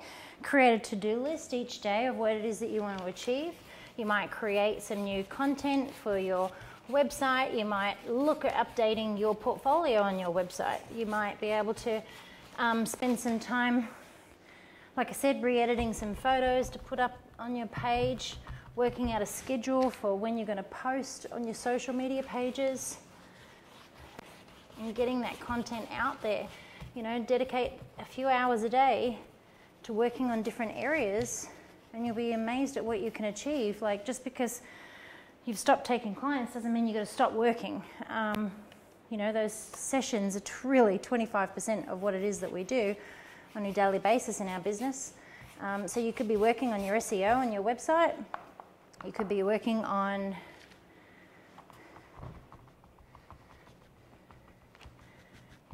different content, going back through your Instagram, tidying that up, adding new hashtags to images, creating new banners for your social media pages, updating the About Me section on your Facebook page, your website, your bio, things like that.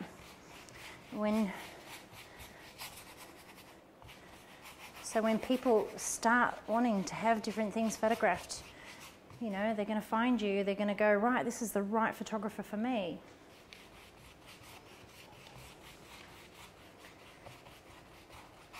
Do you have a particular number of layers of paint that you put on your backdrops, or do you just play as you go? I think I probably just play as I go, but I'm usually anywhere around the 3 to 4.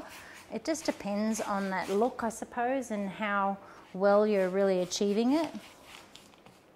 I suppose the trick is knowing when to stop, really, because you could keep going. But yeah, sometimes, you know, it's a good idea to kind of walk away and come back. But I'm just going to kind of finish this off here with this layer, and then I'll have a little look at what else I can do.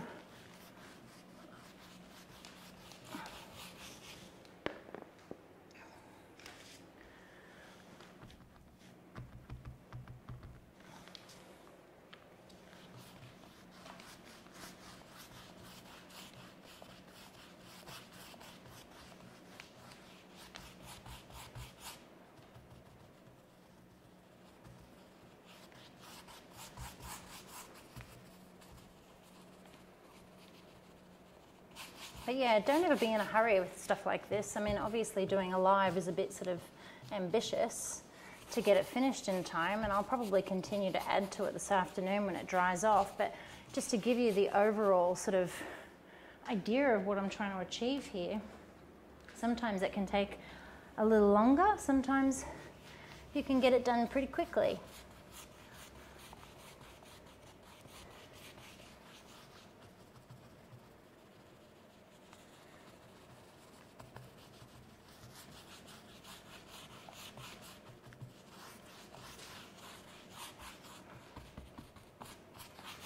Yeah, brown is probably one of my favourite colours.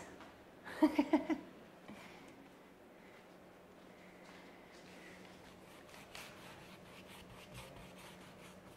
try and be as steady as I can. I've taken one of the cameras off so I can bring in some of the textures.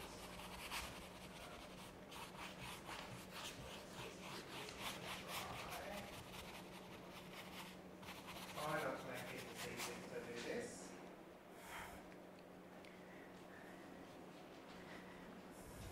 And with the light, of course, it is a little bit harder to see.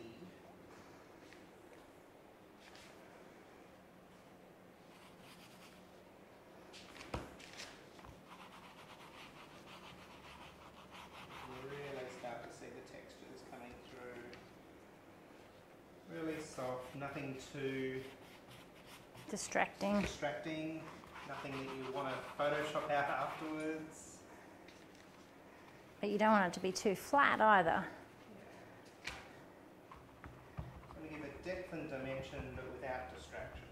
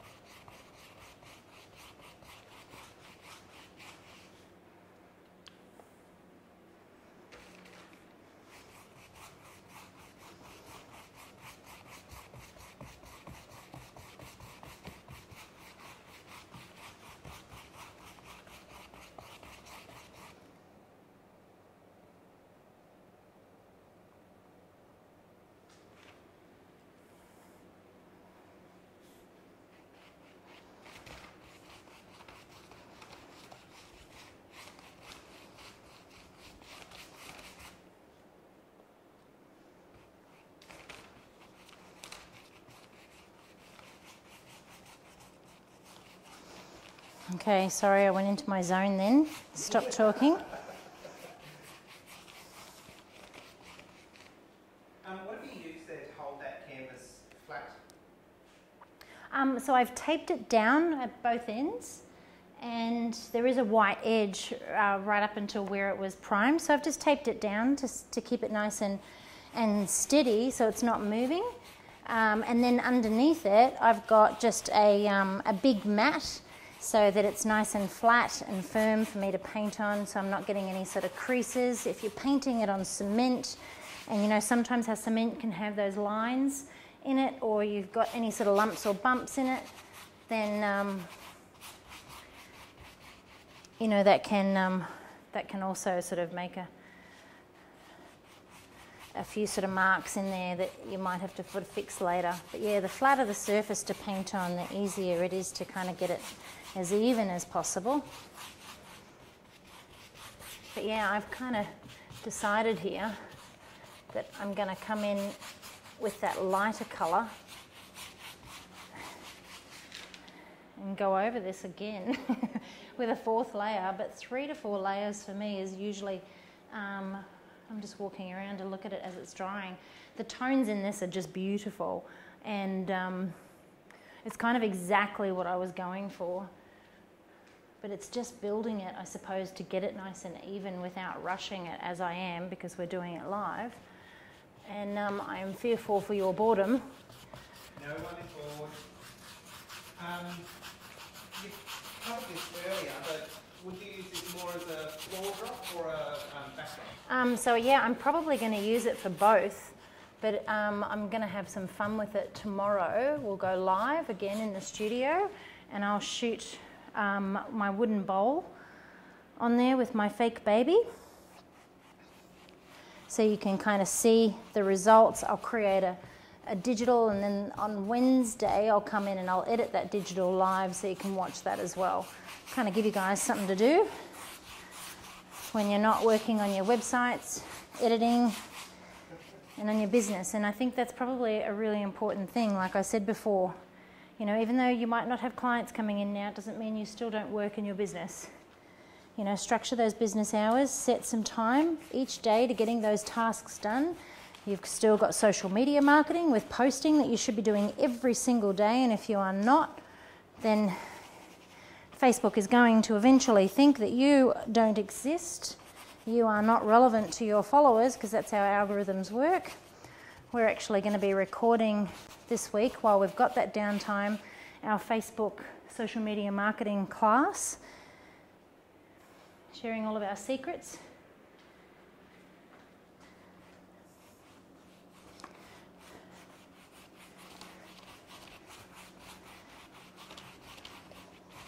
Something we've wanted to do for a while but haven't had time.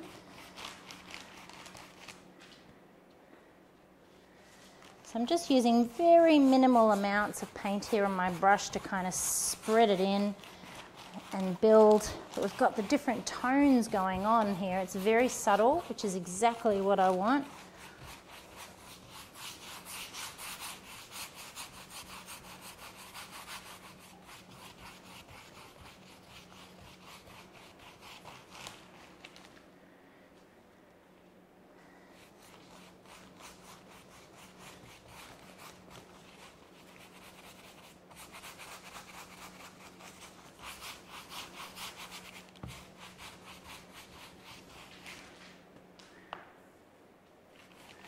Any more questions? Nothing coming through just yet. Oh. Is there a time of the day that is best to post for the algorithm? So depending on where you are, I suppose you've got to, it's not about the best time for the algorithm, it's about the best time for your potential clients to be online. That's what it all comes down to. So knowing, you know, in your area, think about who your potential client is. What time are they likely to be online? Is it early in the morning? Is it late in the evening? Is it both? Are they... Yeah. If you go to the insights on your page, you'll be able to see from your current followers when they are likely to be online. You can schedule posts, obviously, for your social media pages. You can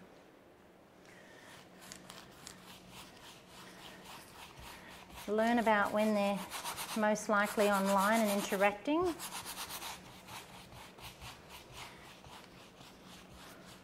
But the trick is to making everything that you share engaging. So you've got to think about who your client is. We don't want to be continually posting pretty pictures. I deleted a post in the group the other day that was to share people's Instagram pages, to follow each other.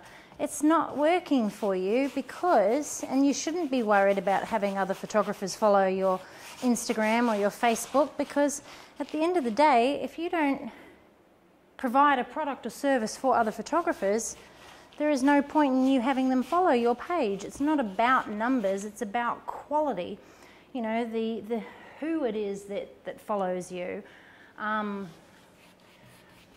they your target market? You know, and what you share, you shouldn't be consumed about, you know, what other people are going to think of your work, what other photographers will think, because it's not about that. It's about creating content that's going to be interesting for your clients, not other photographers.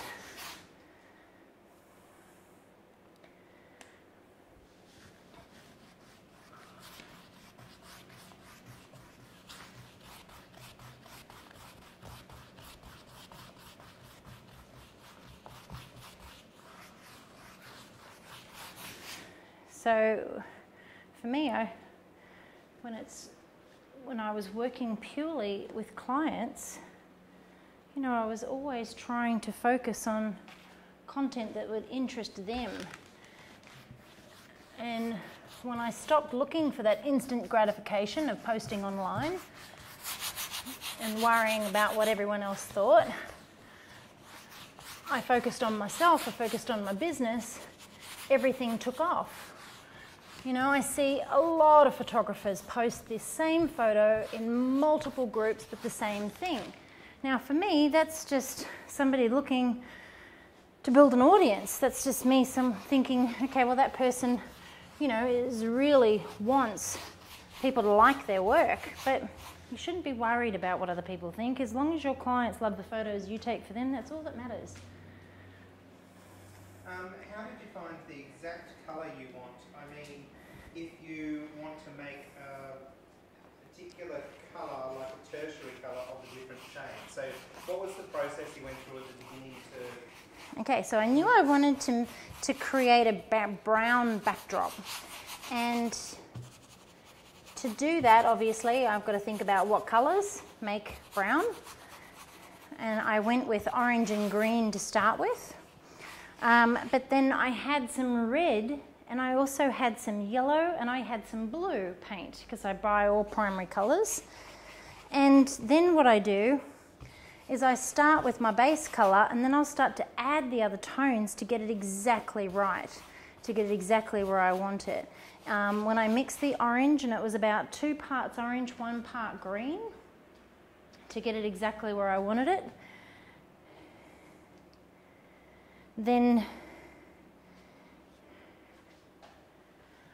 I added a little bit of red to kind of warm it up, and that gave me that sort of milky chocolate colour, which is what I loved. And then to create the lighter colour, then I added yellow, which made it a little bit more camely.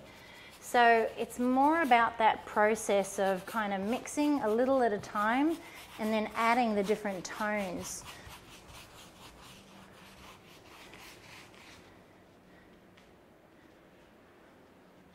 But yeah, I'm definitely no expert at this, as you could probably tell, but I do love to create, and that's what it's all about.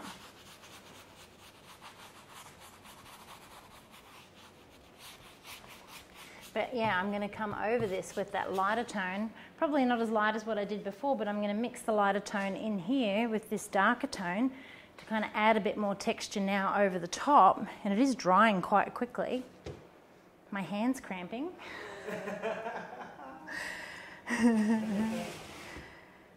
But yeah, you guys can come back at any time to watch this later on. If you've got any more questions, fire away.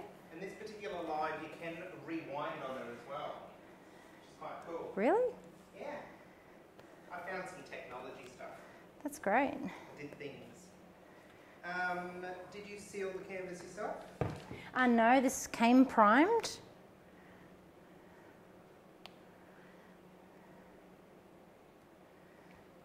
And as far as like all the information that you've covered here today, will you be recapping? So what I'm going to do is create a PDF. Well, I'm going to give Michelle all the information and she's going to create a PDF because she's so much better at it than me. And I will share that with you. It'll have what you need, some tips on obviously the different types of colours to buy depending on how many backdrops you want, information on the types of colours that you should use in your studio depending on what you currently have in terms of props, textures, all your different wraps and colours like that. But yeah, I use a lot of brown. Would you be able to do me a favour actually, Garrett? Can you grab my wooden bowl from up there? Because I want them to see the colour of that next to this, because this was my inspiration for this colour. Another question there is, do you seal it after you're finished? No. I mean, you could if you wanted to. We've got a few marks on our canvases already, but what I do love about working with canvas like this is, and wall paint, is that I can wipe it over. But yeah, oh, I can't touch it. But if you kind of hold it, I suppose somewhere near the backdrop, like the colours are just perfect. So that's the inspiration that I'm going for here in terms of those brownie tones. Mold together quite beautifully. Yeah, and I can already see as this is drying, there is a lot of texture in here. It's really subtle, but it is kind of looking a bit flat. So what I'm going to do is kind of blend it from the inside out now, going in the reverse, because, you know, I got a little carried away before. Never. Oh, me? No.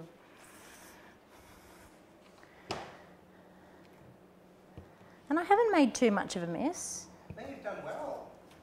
I can't even see any paint on the floor at all. I did paint a big backdrop in here once and I had paint everywhere, all over the floor, and it got into the grooves, so trying to get it out was a bit of a pain in the bum. I'm going to attempt with this to be a little bit more delicate in the way that I do put this layer on. Fingers crossed I don't stuff it up.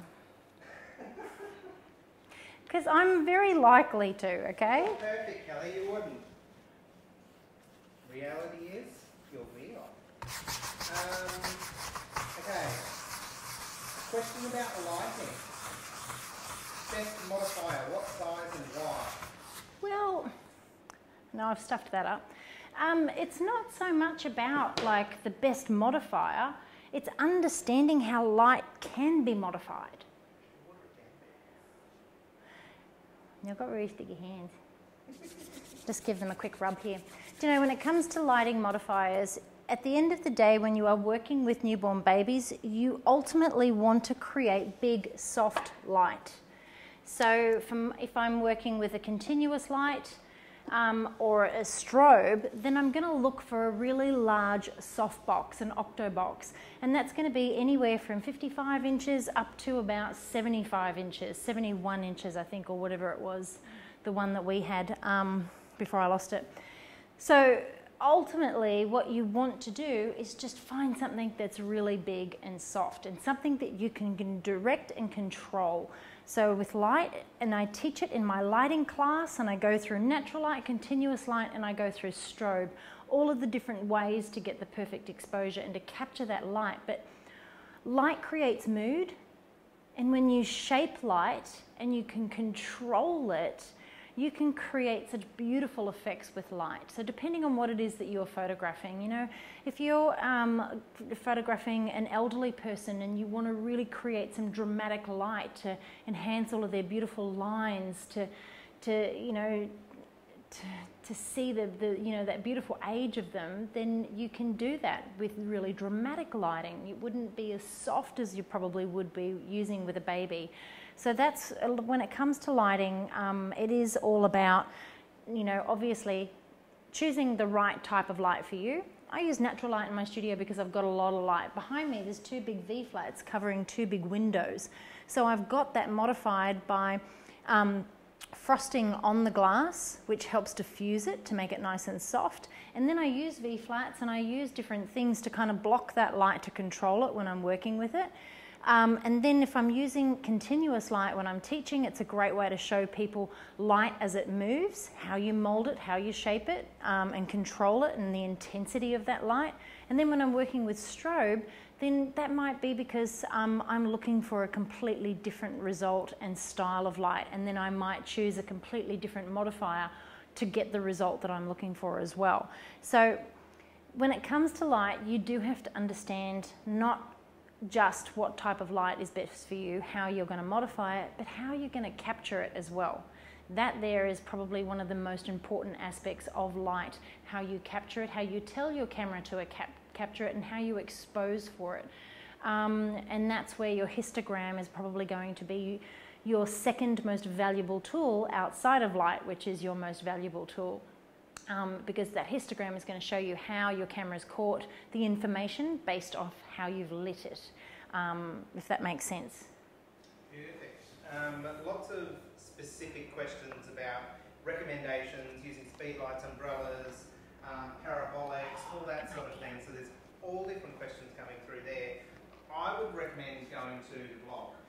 Absolutely. There are 3 blog posts on there. And there's blog posts about how to, you know, what type of modifiers to look for. I just had an idea. I'm going to wet my cloth. Michelle's actually just put a link. Ah, perfect. Thanks, Michelle. So I'm going to have a little bit of fun here.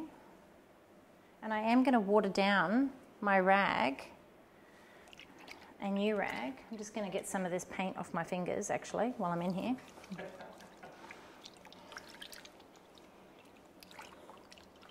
It goes a bit crusty and then it starts to peel off, and I don't want that to happen.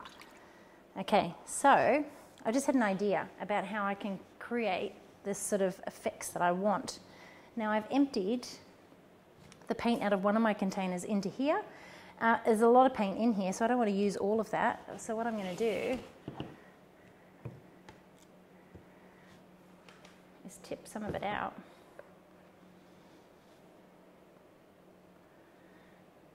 And then I'm going to add some water in here, and I'm just going to basically use one of these cloths like a sponge and see what we can do. Any more questions? No more just yet, but I was just watching the delayed broadcast of the live as you walked in front of the camera and ditched your cancer. Oh. Keeping it real. Just a little bit human. Well, the mic pack at the back, it weighs my pants and everything down. I don't want to bend over and you see things you don't need to see, people. Indeed. All right, let's see what happens here with this lighter colour and some water. I can't believe the amount of people we've maintained. We've still got 77 watching after all this time. Wow, you guys are awesome. We've been going for 2 hours and 6 minutes. Oh, I will wrap this up soon, I promise. Ah. Oh, wow.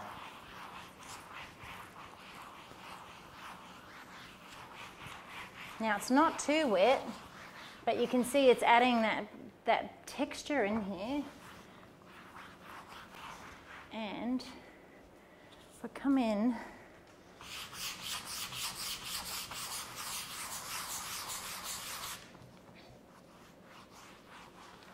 I don't know if the brush is really doing anything.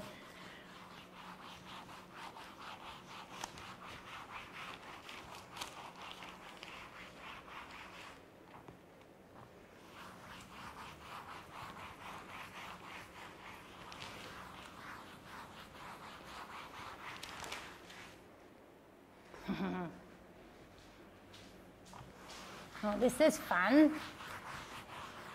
Michelle Kenner says she's very thankful for the lives. It's just like being at work. The home office is very dark and down.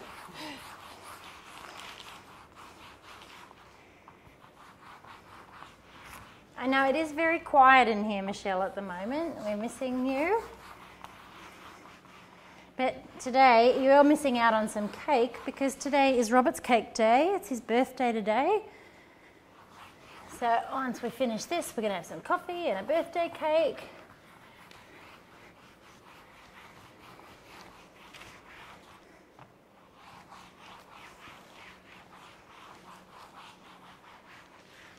Oh, this is so cool.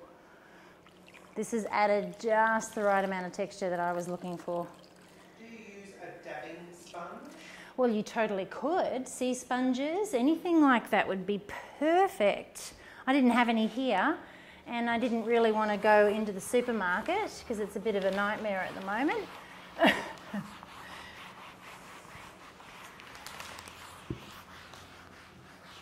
Yeah, any type of textured sponge or brush to kind of give it a different look and feel. You could just have so much fun with something like this.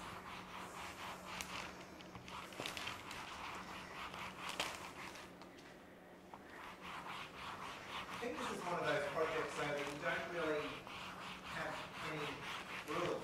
So No, well, I started this and I said, you know, sometimes you will create something and have an idea in the beginning, but it'll change halfway through, and it's how you build and where you kind of take it from there.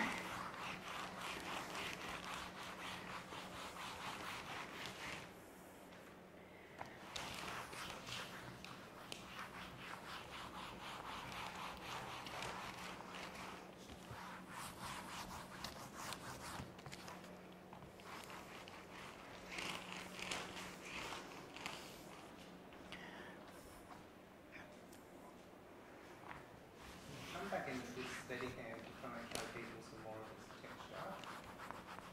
Sorry for the seasickness, but we will.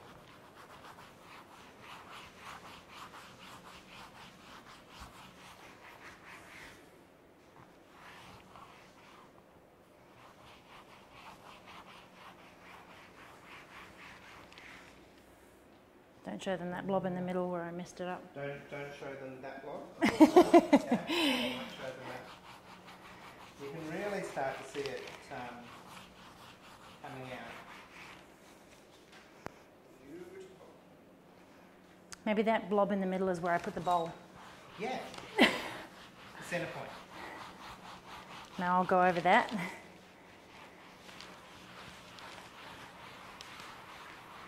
can kind of see it like rubbing through the colours as well as you're doing it. Yeah, it's exposing the colours underneath, which is beautiful.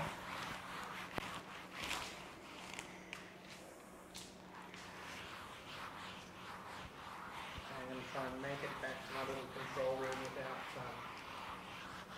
tripping over anything back there.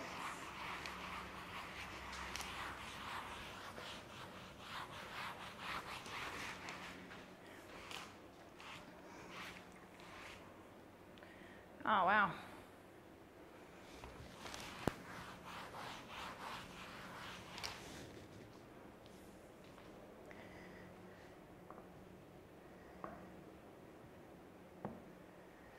Just try and fix this little area here in the middle.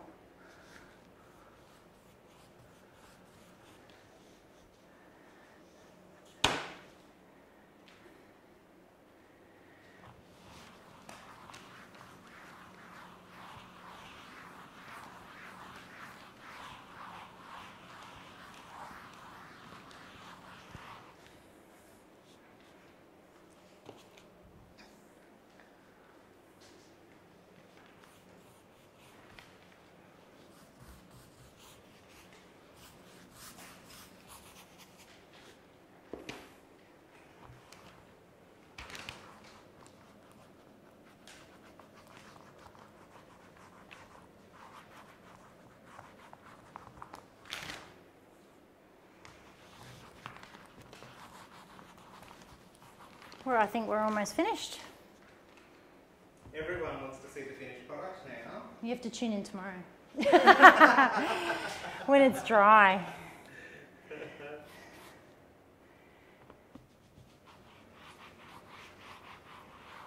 Everyone's saying it's looking great.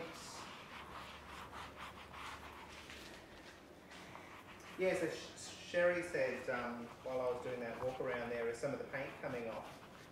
Or was it that you were adding lighter paint?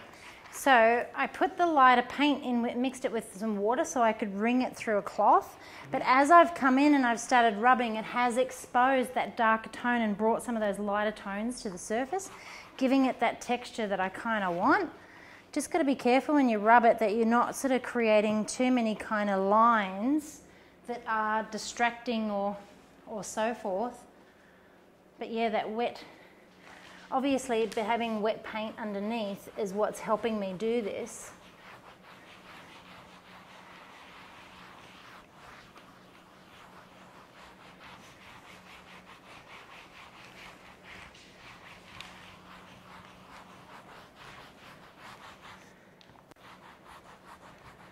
I'm getting really good, strong back muscles. It's a bit hard to see too with the light shining off it in some angles, so you've got to keep moving.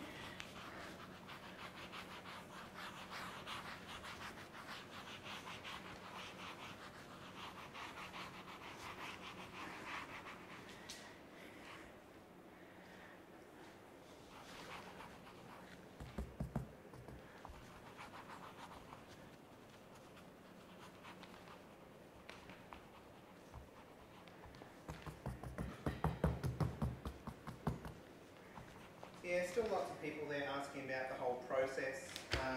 I mentioned before that we'll put together a PDF. Yeah. And maybe even do it up as a bit of a blog post or something maybe? I think so. Yeah. And we'll definitely keep this video here in the group, but what we'll also do is add it to YouTube.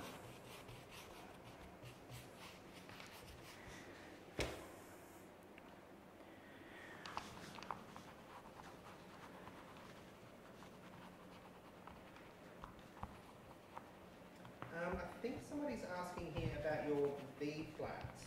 What type of board we see behind the blackboard? Maybe it's for negative fill? Yeah, so we've got just sheets of polystyrene, and I've painted one side of them black. We made our own V flats, and I just went to the local polystyrene manufacturer. You just Google polystyrene manufacturer in your city and you will definitely find someone. And so what we did was we just painted one side. I'm just going to grab one of these little darker tones in here. Painted one side black.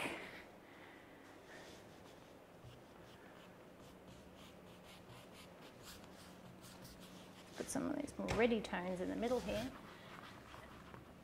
Yeah, and then we used gaff tape to kind of stick them together.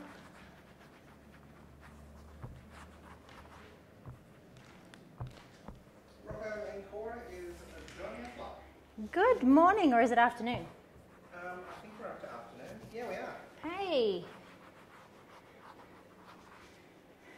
Well, it's probably afternoon in Melbourne. Well, afternoon,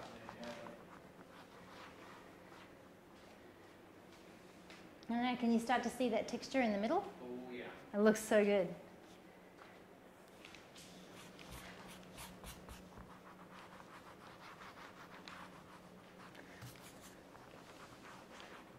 It's easier to see though from the other side. I just can't reach all the way over here in terms of the direction of that light.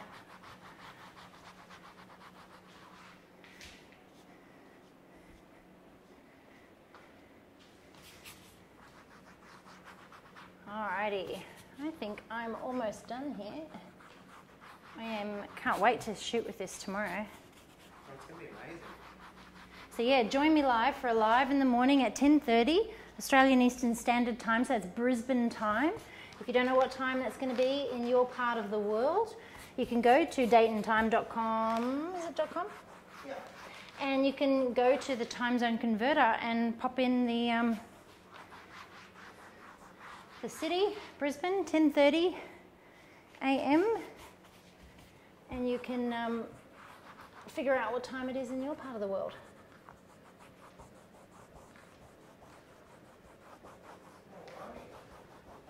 Yeah, that'll be tomorrow, so I'll shoot this with my fake baby, show you what type of effects to get. Oh, Monica's got a quick question. Go for it. About blocking. I'm currently working on my baby wardrobe. I make all my own pieces. This is how I'm keeping myself busy at the moment in my downtime. Would you recommend blogging about it and posting? Absolutely. Coming up with content on what to post. No, absolutely. You know, you could blog about what inspired you to do that. Any previous experience you've got, like, you know, what led you to do that? Have you done things like that in the past? So yeah, just tell people about what it is that you're doing. I think that's a great idea to blog.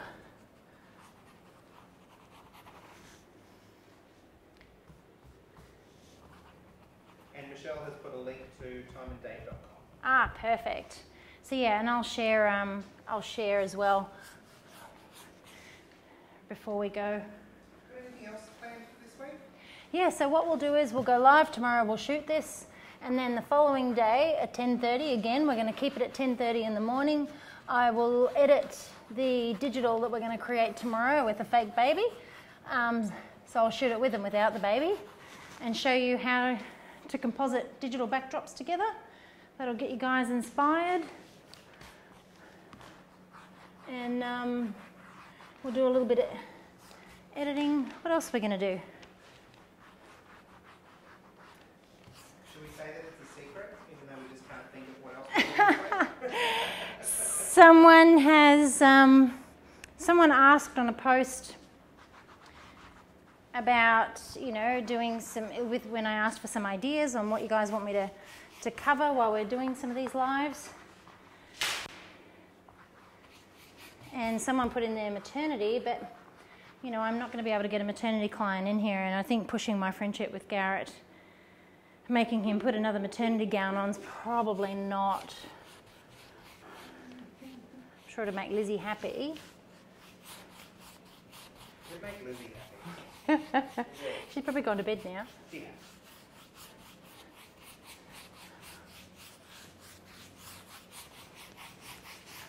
Oh, I love how this is turning out. Alrighty. Oh, you blended that centre so beautifully. Oh, I'm a little off centre though because I can't quite reach or see the other side when I go over there because of where the light shines on it. Just added some warmer tones there in the middle from that base coat that we had.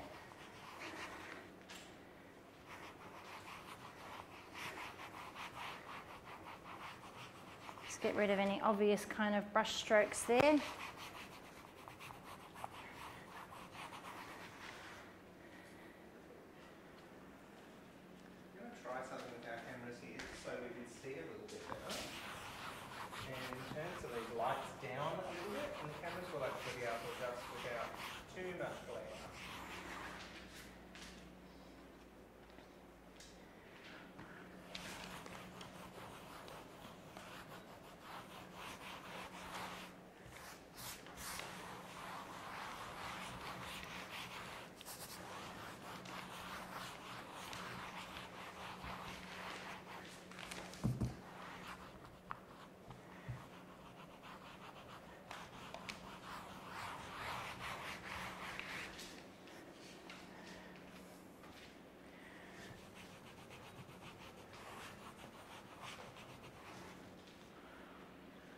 Yeah, sometimes, you know, you do have to learn when enough is enough because you can sort of keep going.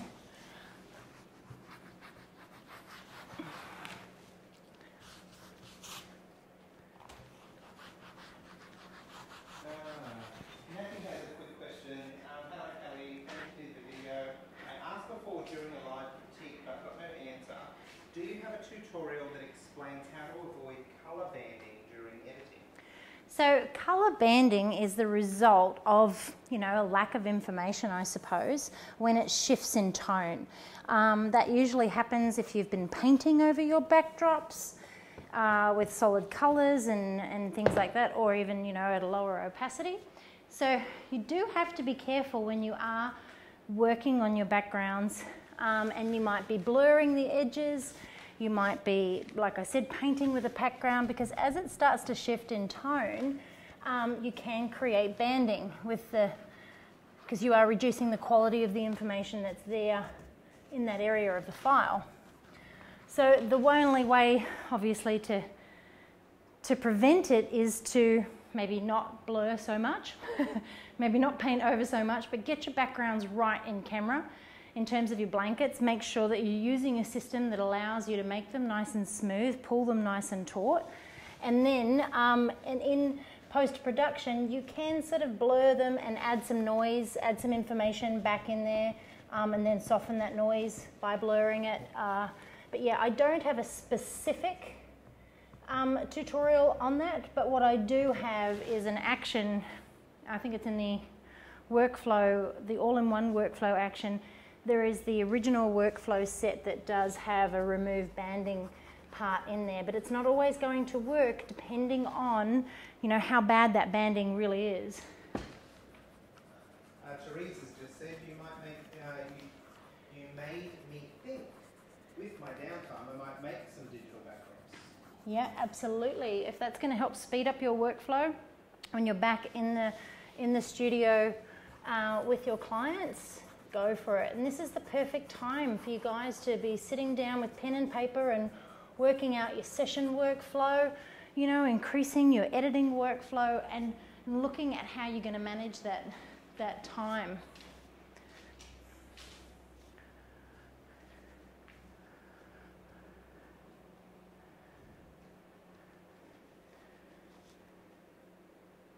Natty says thank you.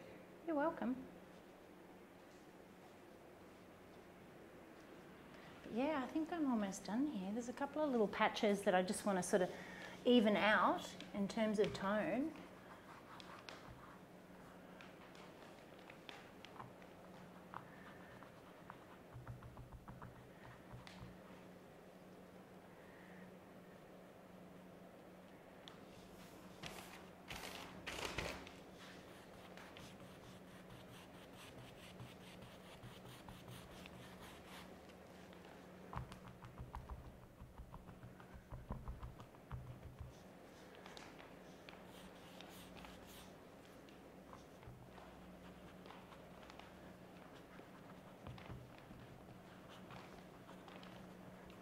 Okay.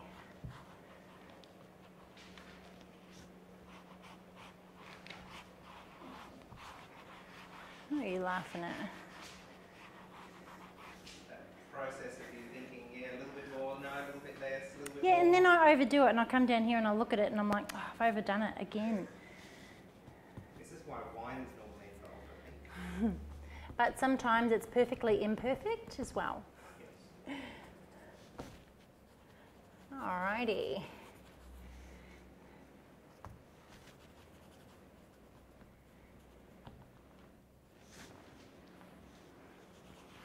I have so enjoyed doing this with you guys. I didn't make a bigger mess as what I thought I was going to. So thank you for joining me. Thank you for being a part of this. I'm going to let this dry. I don't know, Garrett, if you want to come around and maybe sort of show The not so steady hand. some of those textures on that side.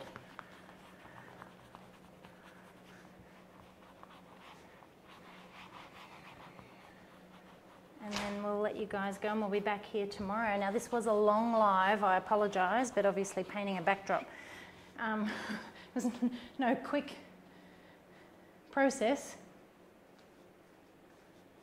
Oh, down here, some of these beautiful textures.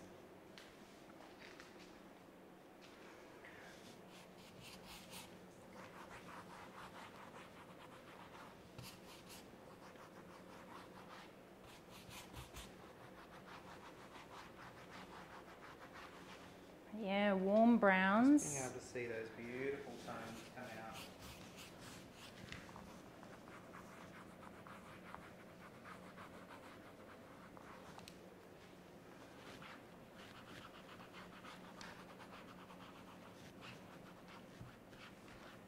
The colour isn't overly accurate on these phones. on these phones, but tomorrow... Actually, down there you get a good look up.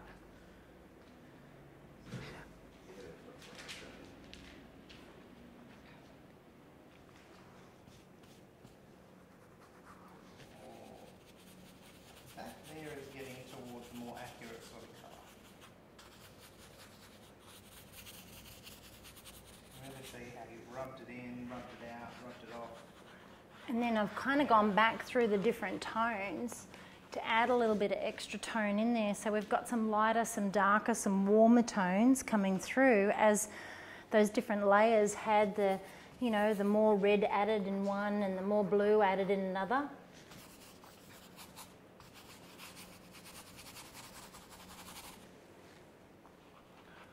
But it's about sort of getting that even texture, I suppose, across it.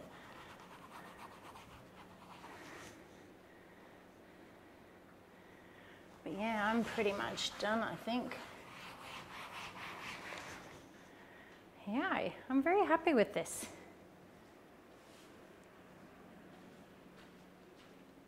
Looking great. All right, everyone. Well, thank you for joining me. Again, I apologise for the rambling. Never.